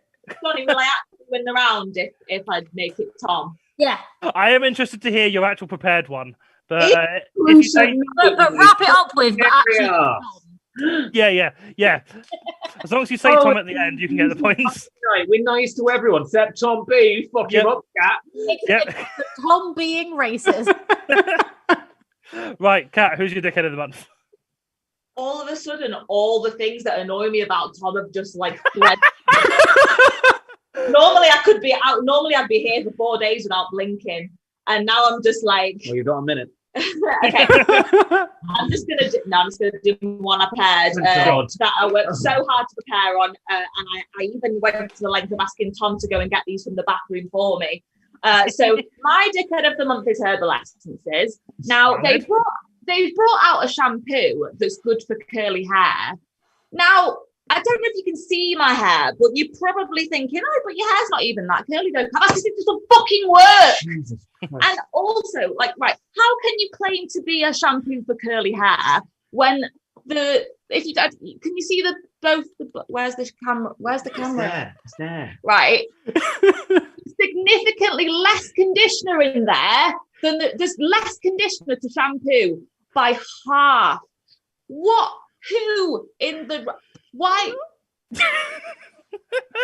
You already see the problem. Anybody else who's got curly hair, like you don't trust curly hair shampoo and conditioner if it's got half the conditioner in it. And also, it's not as ethical as it likes to make out to be, because at the back it says, "I am not recyclable yet, but the team is working on it," which is basically a thing that you want to try and appeal to your ethical buyers, but you're basically saying, oh, but we kind of care more about money though at the moment. So we're just going to bring it out and then just worry about the environment later. But we're trying, we are trying. And that's your time. Thank you very much. I just want everyone to know that this anger isn't a bit. All right, when Kat just wrap up really quickly now and be like, and Thom bought me this shit shampoo. Points. Oh, when Kat tried Kat, say it. For the first time. Say it. Kat, please. Kat, that's true. Don't stop and Kat, say it. Kat. What am I supposed to say? Say, Thom bought me this shit shampoo. No, she can't. Thom bought me the shit shampoo, yeah. He was like, being thoughtful, babe. It's curly hair. You bought it yourself. Right. Of it, and we're very disappointed about this. Don't stop. While Thom and Kat are having a nice discussion about that, I'm gonna. Me. No, Thom, I'm awarding you the points. Shut up. What? Thom, you get I'm giving you the first prize for that, but I am going to give Kat the runner-up for delightfully slagging off Thom at the end. I will say I think I need Kat to do reviews of all hair products from now on. Yeah, that was pretty fucking good. Please do. I totally will. We'll do that. That'll be that'd be YouTube channel I'd immediately subscribe to. Angry ranting. Perfect. At the end of that round, Thom's team are on 10 points, Kirstie's team are on 5. Still everything to play for in the last couple of rounds, though. As Kirstie's pointed out several times, all the points are in the last couple of rounds. So I usually do it in the pre-show banter, though. You usually do, yeah. But yeah, this is how. You entirely could still win this. Just Kat, you just need to be funnier than Thom. You shouldn't struggle too much. Yeah. What did I ever do to you, Jonny? What did I ever do to you to deserve this? You're just really easy to bully now that you have nothing protecting your face. Oh, all right. You heard it here in Blizzard first. Jonny Collins bullies children. On that note, we're going to take another break. We'll be back in 10 minutes. First. In just a moment. Like, we talked about how you called one a cunt on Social Distance Warriors like last week. Right, yeah. Like, if everyone else go for a piss, Thom, would you like to tell us that story? No, I actually wouldn't. No, I really wouldn't. I really wouldn't. Why does it go against? Love to hear it. No, really, like afterwards, it's like I don't like telling it publicly. Yeah, I did it once.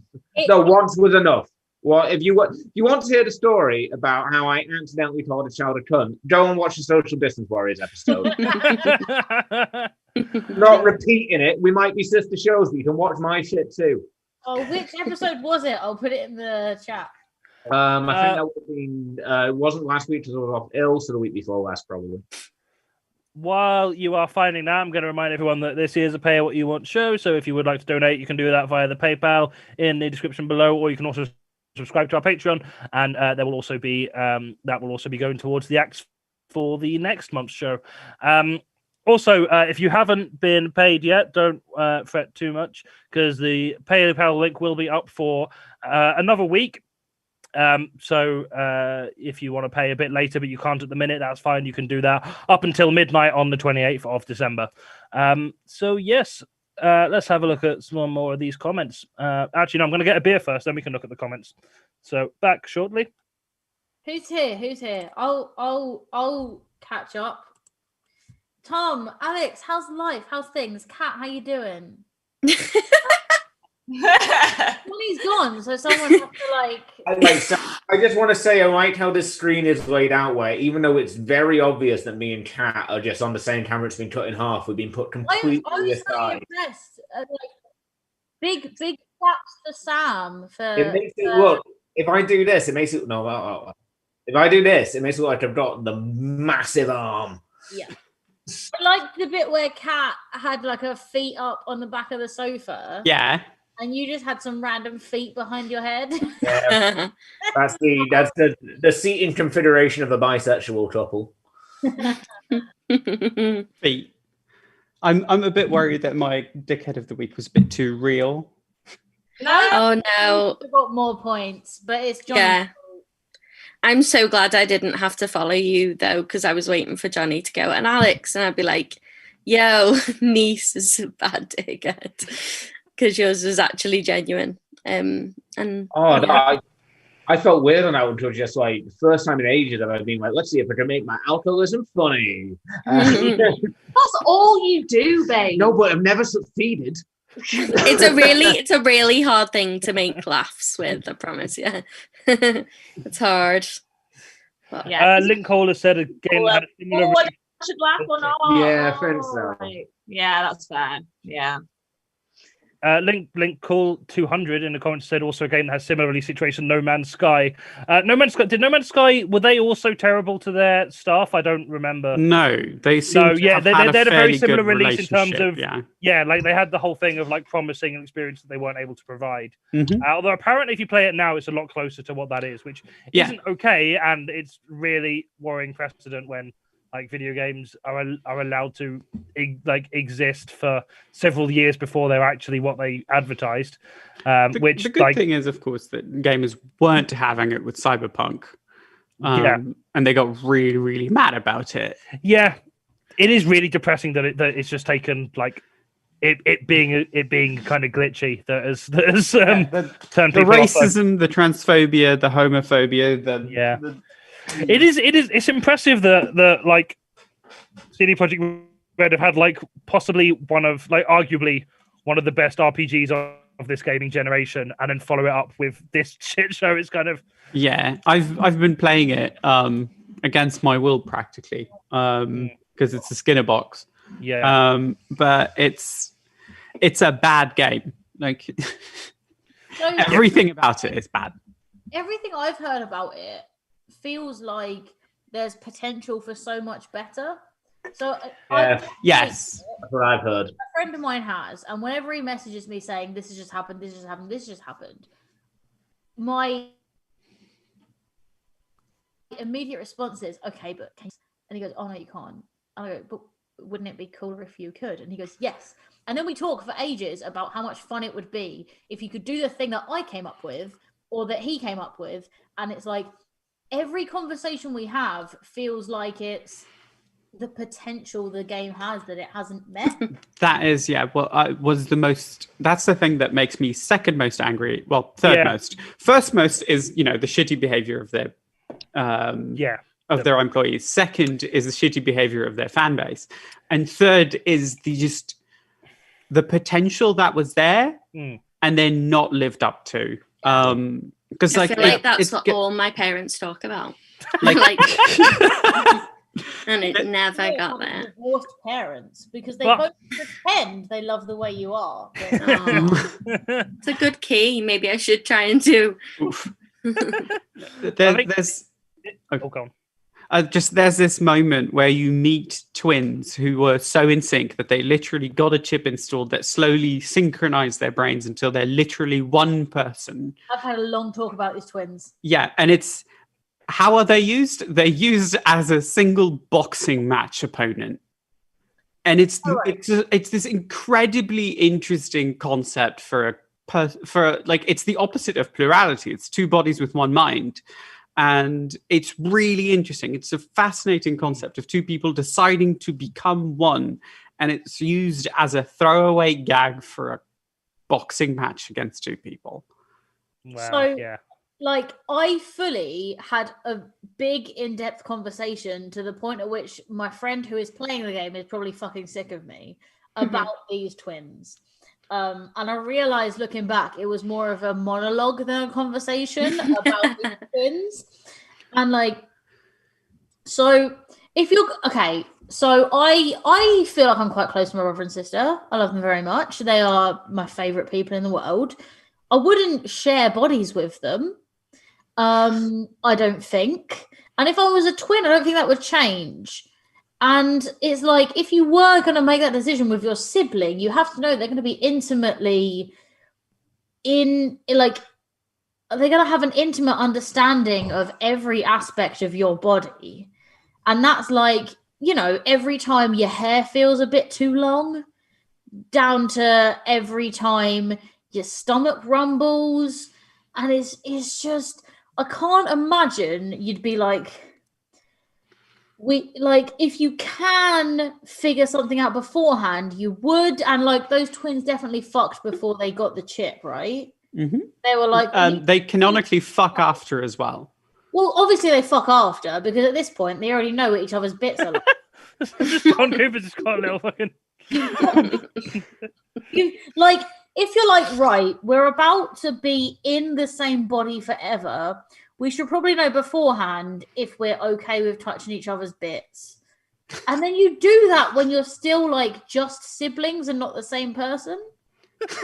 Like, you can't make that decision first. And like, on the one hand, absolutely you wouldn't merge consciousnesses with someone before you were comfortable getting that close to their bits. But on the other hand, you have to touch your sibling's bits before you do that. How is that a better situation?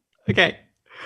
There is one more thing from Cyberpunk that I want to get into real quick, and it's going to be a very quick rant. rant. And then we'll resume the show now that everyone's back. Although John Cooper has been replaced by a duck. So We'll see if we notice the difference. But very quickly, there is a character called Johnny Silverhand who's played by Keanu Reeves, and he's supposed to be this cool asshole of a rocker, star terrorist. He's kind of sort of supposed to be the character that we think is cool and awesome. And he thinks that the idea of sex workers unionizing against the patriarchal gang that controls them is the same as creating another gang, and thinks it's the same as corporate hierarchy. So yeah, he consistently refers to them exclusively using derogatory terms and slurs. So, you know, that has completely soured my opinion of Keanu Reeves because he went along with it. yeah, that is really funny. Okay, I was going to be like, did he? Thom, put your arm away. Oh, he went along with it, but at the same time, I don't give a shit. He could have backed out at any point. He's a grown ass man. Yeah. Yeah, no, he absolutely could. And he doesn't need the money. Yeah, exactly. It's not like he would have struggled to find work. Right. Oh no, John Cooper's vanished again. I was going to say, we'll resume when he's back. Keanu Reeves has a Nick Cage kind of thing where he kind of doesn't do it for the money. He does it for the work, and then uses the things. But at the same time, that also doesn't justify doing things where you could easily back out. So yeah. I should just try it. And he demanded a bigger role, actually. So, Yep. No, Right. Everyone is back, so I think we can resume with the show. So our next round is the great debate. So all of our panelists will be taking on different roles of different characters, which should be on the screen any minute now. I will post them in the chat just in case anyone has forgotten them. There we are. So this is going to be a question time round. I'm going to be posing questions to each of these characters. If you have any questions at any point you want to ask any of these characters, feel free to put them in the chat, and I will try and find time to get to them. And yeah, so we are going to be what am I missing? I'm not looking at the stream. I'm just laughing at John already. Fantastic. Yeah, that definitely suits the character. I'm looking forward to this. Right. Well, let's kick it off. Thank you all very much for coming. Obviously, this is a very important topic we're discussing today. We're going to be discussing how safe it is to be taking the new COVID vaccine and whether it is whether you should be vaccinating yourself against the coronavirus so soon. So obviously, we've got a range of different opinions on the show for the sake of balance. So let's start off with someone who has no idea what they're talking about. Kat Molinari, what are your views on the COVID vaccine? Well, to be honest, I think the government are just trying to condition you. Trying to what? Sorry. Condition you.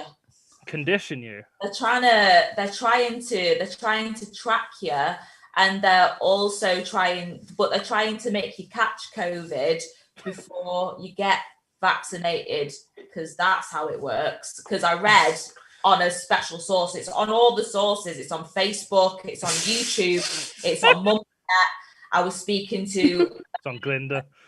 It's all legit, and they're trying to make you wear masks so that your oxygen levels go down so that you catch COVID, because I can't breathe in a mask, even though, funnily enough, when I attended an EDL march 3 years ago, I was wearing a mask there and was managing to, walk around the block 50 times going, send him home.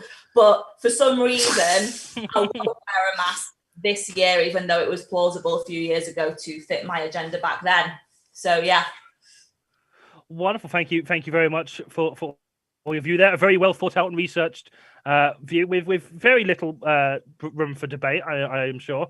But we're going to ask some of the other panelists as well, just to see what they have to say. So let's go for Kirstie next. Kirstie, what are your views on the vaccine and the comments that Kat has made about the questionable motivations behind it? As an NHS nurse, why the fuck am I still having this argument with people? Like, why did I spend so much time and so much money? Because yes, I have to pay money for my qualifications now, right? All that time that I was doing my essays and doing my studies and still working a full-time job on the NHS for my placement, not only was it slave labour, I was actually paying to be there. Not only did I do all of that fucking bullshit, I'm still paying off that loan. Oh my fucking God. Not only did I do all of that, I took out a big fucking loan, I'm still paying it off and being paid barely fucking poverty wages to save your fucking lives, and you still argue about basic common sense. How did you not learn about inoculation in year fucking 4 or whenever it is you first bring it up, right? It's my fucking day job to keep you alive. Why did I waste my time getting a nursing degree when every fucking cunt who has Google just get the fucking vaccine and get out of my hospital so I can go back to pulling light bulbs out of bum holes, please? I fucking miss it. Jesus Christ. Well, very, very impassioned speech there. Thank you very much, Kirstie.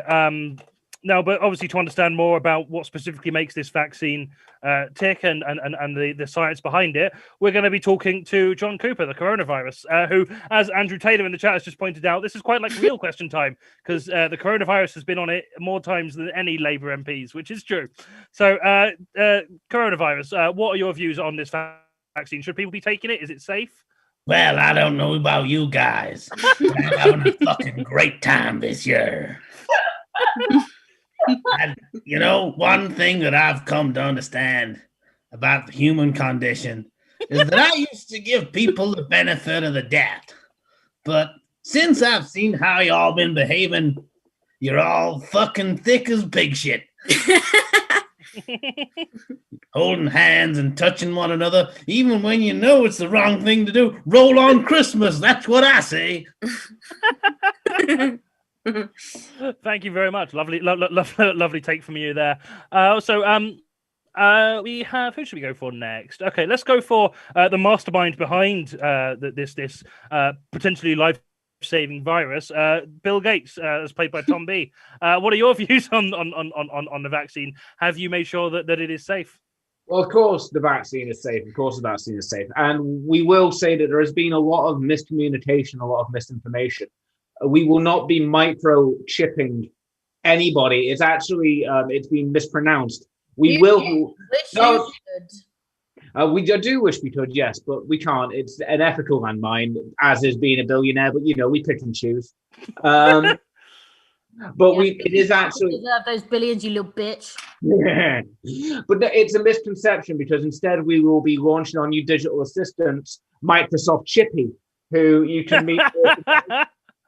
Chippy will come with every coronavirus vaccine, and you can just ask all your questions to him. So, Jonny, would you like to field a question to Chippy, a little tech demonstration?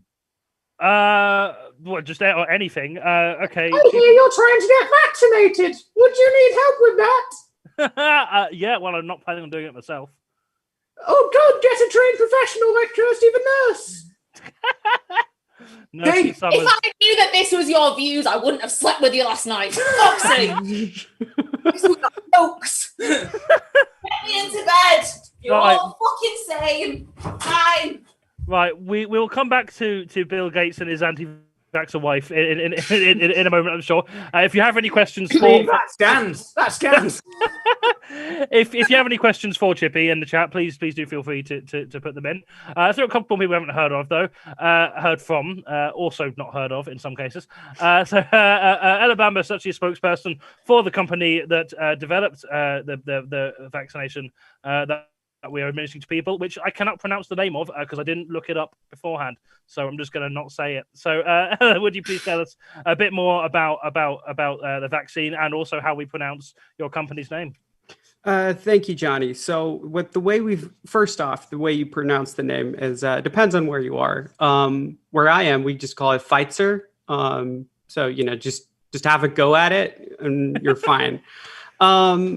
Now, it's very important to recognize that we are currently in the business of developing this vaccine, but there is a lot more to it than just throwing some things together. And I think one of the most important things to recognize here is that our development of this vaccine is an absolute victory of capitalism. In the sense that we are currently being asked by both the United States and European governments to develop this, and as they say in the scientific community, first come, first served. Absolutely, thank you. Very, very, very enlightening statement there. Thank you very much. And last but not least, we have Alex Stringer, who is actually the first person who is going to be taking this particular vaccine. Alex, how are you doing? What are your feelings about taking this vaccine? Well, back in my day, you listened to what the government said and you did as you were told. Like none of this, snowflake business or cornflakes or whatever it is. Like, let's do that. You're like, but like, did you get TB as a child and live to tell the tale? I don't think so. Listen to my friends. Speaks the truth. She's wise. That is very. I can't wait. Thank you very much. I'm very excited for you and looking forward to seeing the results of that. I just want to field another question to Ela, because a lot of people are concerned that the vaccine has gotten here incredibly quickly, given that we only started caring about the virus after it had already killed several thousands of people. So I just wondered, how long did this process take, and how is it here so quickly? People are concerned about that. Could you put their fears at ease? No, but it actually rumors, first of all, that this is that vaccines are literally just a bit of like sink water, or completely unfounded. But also this actually it doesn't take that long. We had one ready like 8 months ago, but we were just kind of waiting on a good bit. I mean, there are rumors that since then, coronavirus has evolved a little bit. That's just that's pure hearsay. No, it's not. Yes, it is. I am. The point is, right, that when you look at it from a synergistic standpoint, right, is that when all of these things come together the way that they should, is that the important thing to remember Stop being infectious, please. Please. Please. Is that it's actually it's not that hard to deal with, but it does require To the lady I met last week. It does require a large, injection of additional cash. One little jab. Don't scare people. Okay, it's one little jab. Fucking Mike Adolf Hitler Pence did it. It's actually 2 little jabs.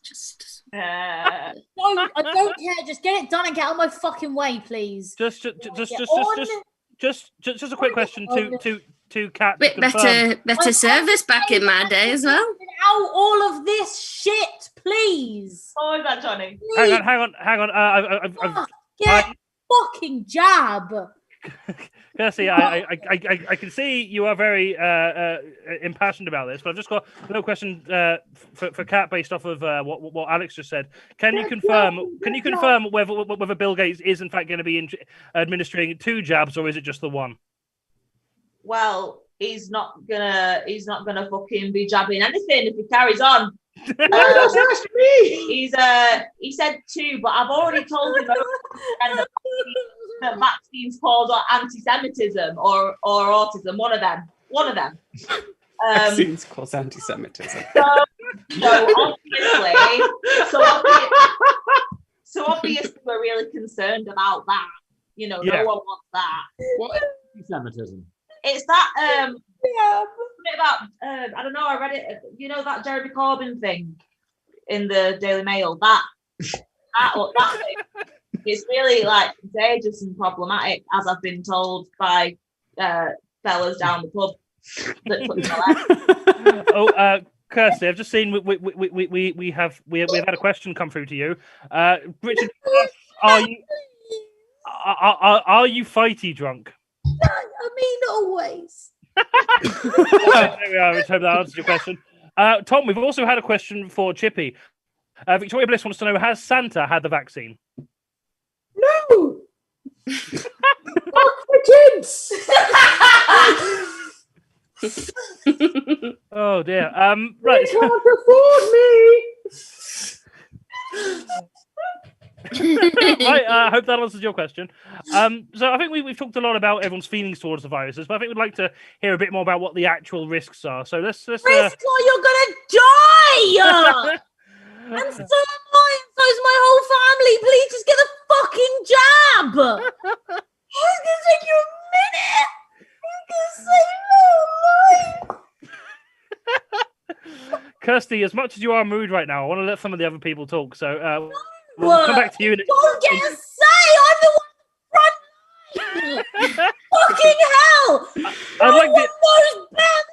Just get a fucking jab! I'd like to hear from the coronavirus about. No! This is a terrible episode of Scrubs. He's in a really bad. I think it's about average. Coronavirus. I will. Do you want? Can we just do this in the ring? Me and you. Yeah, baby, we can do this in the ring. We can do this in the ring all day. No one else needs to suffer. Please. Right. The nurse is either going to fight or fuck the coronavirus. I'm not sure which one. That one with the glass. It's just in my nature to love people and want to make contact. That's all I'm going to say. When you love people, it hurts them more than you think it does. Oh, baby, it hurts me too. No, not enough. We've had some more questions coming through. Oh, we've had a lot of going on in the chat. So we have from Andrew Taylor. This is to Alex. Are you looking forward to being able to access Chippy on demand 24/7 from your blood? Yeah, I can't wait. It'd be lovely to have a friend, wouldn't it? I'd love to have someone to talk to. It'd be Aw. great. Oh god, that's genuinely really sad. Why? Yeah. That was meant to make me cry. But yeah, going back to yeah. So, John Cooper, what do you coronavirus? Sorry to use your Christian name. What do you think? Do you think there are any risks to taking this vaccine, and are they worth it compared to the risks that you yourself, as a professional, pose to the nation? Well, I wouldn't go poking needles in myself. That sounds like a really unnatural kind of thing you want to go doing. I would think nature's remedy's the kind of thing you want to do. There ain't nothing wrong with good old-fashioned love. And when I talk about love, love is the cure that you want. So go out and hug the homeless. Hug the people you don't know. Find someone and just give them a... You'll feel good. You'll feel so good after that. You just walk into town, Manchester, what we got going on out here? They know how to do it. They're all doing it really well. I saw a fist bump just the other day. Rumors that the coronavirus vaccine can be taken rectally are not to be listened to. Love is, in fact, not the cure. Please just let them do it. If it means they'll do it, let's do it. If it What does rectally mean? do it, please just a bunch of butt plugs. I don't care. When I took Get the it inside people. That's all that matters. Do you put a butt plug in the sink? In that note, I've realised we've overrun this round by 5 minutes, so I'm gonna call it there. Thank you very much. I don't know. I think yeah, I'm gonna give I'm This gonna give vaccine works. yeah. I'm struggling with this button. I'm gonna Get give the edge of this. first prize. You don't want the virus Josh. spreadsheet. to Fighting this virus. I'm gonna give the second prize to Ella, and I'm gonna give the third prize. I'm gonna give it to Thom just for the amount of effort he put into that clippy. I'm quite a big fan of that. It took me 2 minutes. It took me 2 minutes in the It up in the Zoom call before the show, which he arrived too late. No, there's eyes as well. Look at that. Staring into your stole. Okay. You're gonna be making love like you close your eyes to come. This is what you're Gross. Okay, Kirstie, tell you what, I will give you the 1 point from third prize to catch up with that. Tom's team is still on 17 and you're on 9, though, so that's all the difference in me. No. Because we're dead good at this game, Kirstie, and you are not. No. Johnny just fancies you. That's it. I mean, they're only human. Wonderful. Richard Morris just said, loving Alex Stringer's performance of the 90-year-old women. I agree that was very good. It was a very hard one to give points to. You all played your parts admirably. But unfortunately... Oh, what did you apologise for? Cool, great, okay. So confused.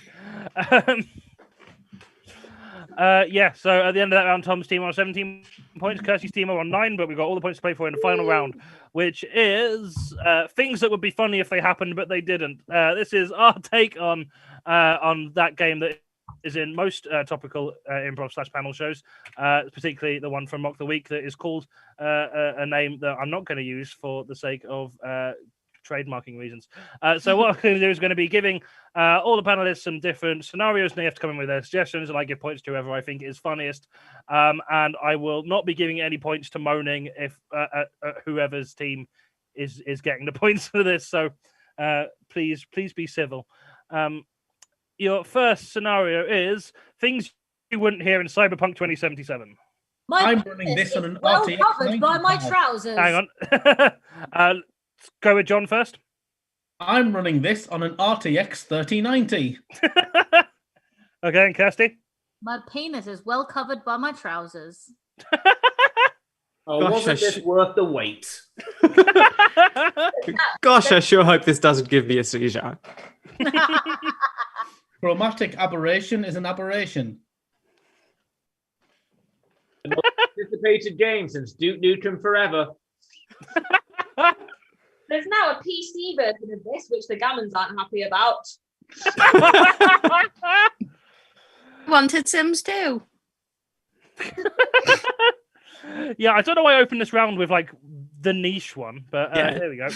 After Fallout 76 and Cyberpunk 2077, everybody is looking forward to 2022's whatever the fuck's 78, which is going to be just as much of a disaster. Something from BioWare. Oh, goodness. Mass Effect Andromeda 2. I'm really enjoying fucking these twins with a joint consciousness. An apology from the dev team saying they thought everyone assumed the title was also the release date. My name is Keanu Reeves and I support sex work. Tune in next year for the sequel, Cyber Ballet 2078, and for the Skater Boy series. Tune in to Cyberpunk. My name is Jonny Silverhand, and these are my compatriots Bobby Silverwang and David Silverfoot. Any more for this one? Bill and Ted's 4. Right, something about Cyberspunk. Right, next one. Unnerving things to hear from self-service checkouts. See that camera there? That's what you actually look like. You're buying that many bottles of sherry, you better not be having a party. Unexpected item in the teabagging area. Have you noticed the new plastic shields either side of you? Yeah, they don't do shit. No, you take your time packing your bags, love. You got all the time in the world. Don't worry. Just an audio recording of a really dry cough. An audio recording of a really wet cough. What are you doing here in Waitrose? Did you know my screen's riddled with COVID? Hi, gorgeous. Are you looking for a good time? That mask with that dress. You serious? Since it's Christmas, I shall now be referred to as Elf Checkout. I want to take a point off for that. I'm surprised no one has done that. I'm surprised Because nobody wanted to because it was shit. Hot singles in your area. If this was the 1980s, it would be sci-fi and you'd be pranked by Jeremy Beadle. This is the self-checkout. This is where we acknowledge our privilege. Please take your receipt with that. I haven't come in so long. My name is Keanu Reeves and I support sex work. Right, sorry, Ella, do that again. My name is Keanu Reeves and I support sex work. Oh, yes, right there. Beep, beep, beep. Right, any more for that? What? Nah. This guy. Unexpected. Unexpected trauma in baggage area. John, were you going to say something now, or did I imagine that? You might want to pick up some exfoliator with that face wash as well. Okay, next one is things you wouldn't see on Strictly Come Dancing. Taste. Oh, Bill Bailey not being awesome. Wheelchairs. Next week, Prince Andrew will be dancing the quick step. So until next time, keep sweating.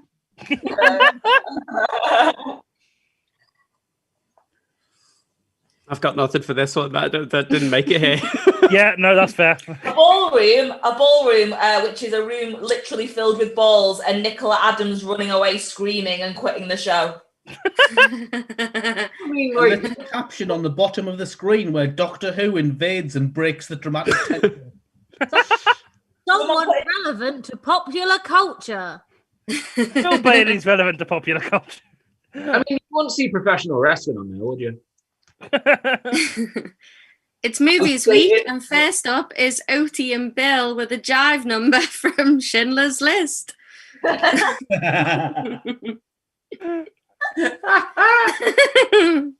more for that one? Oh, Someone putting baby in a corner.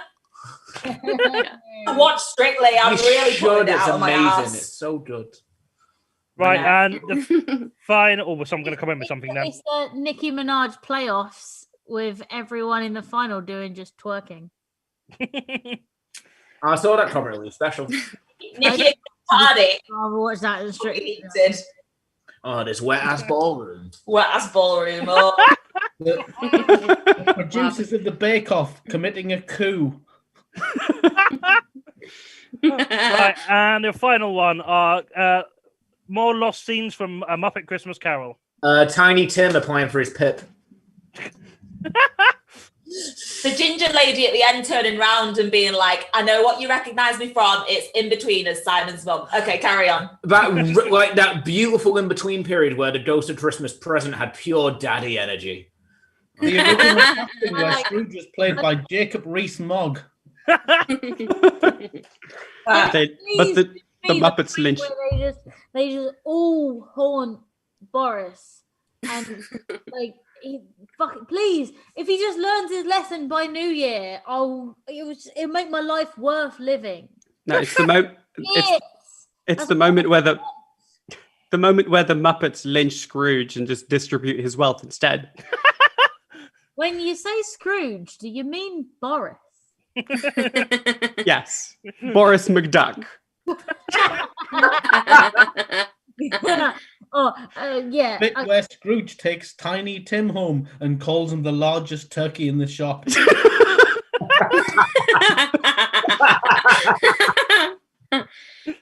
Scrooge arrives at the Cratchits for Christmas Day with the turkey and all the trimmings to learn that they've all gone vegan. I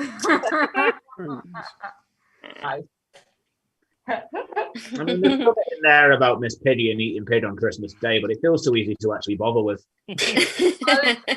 I was gonna say, what can Gonzo do with that fucking hook nose if he really wanted to?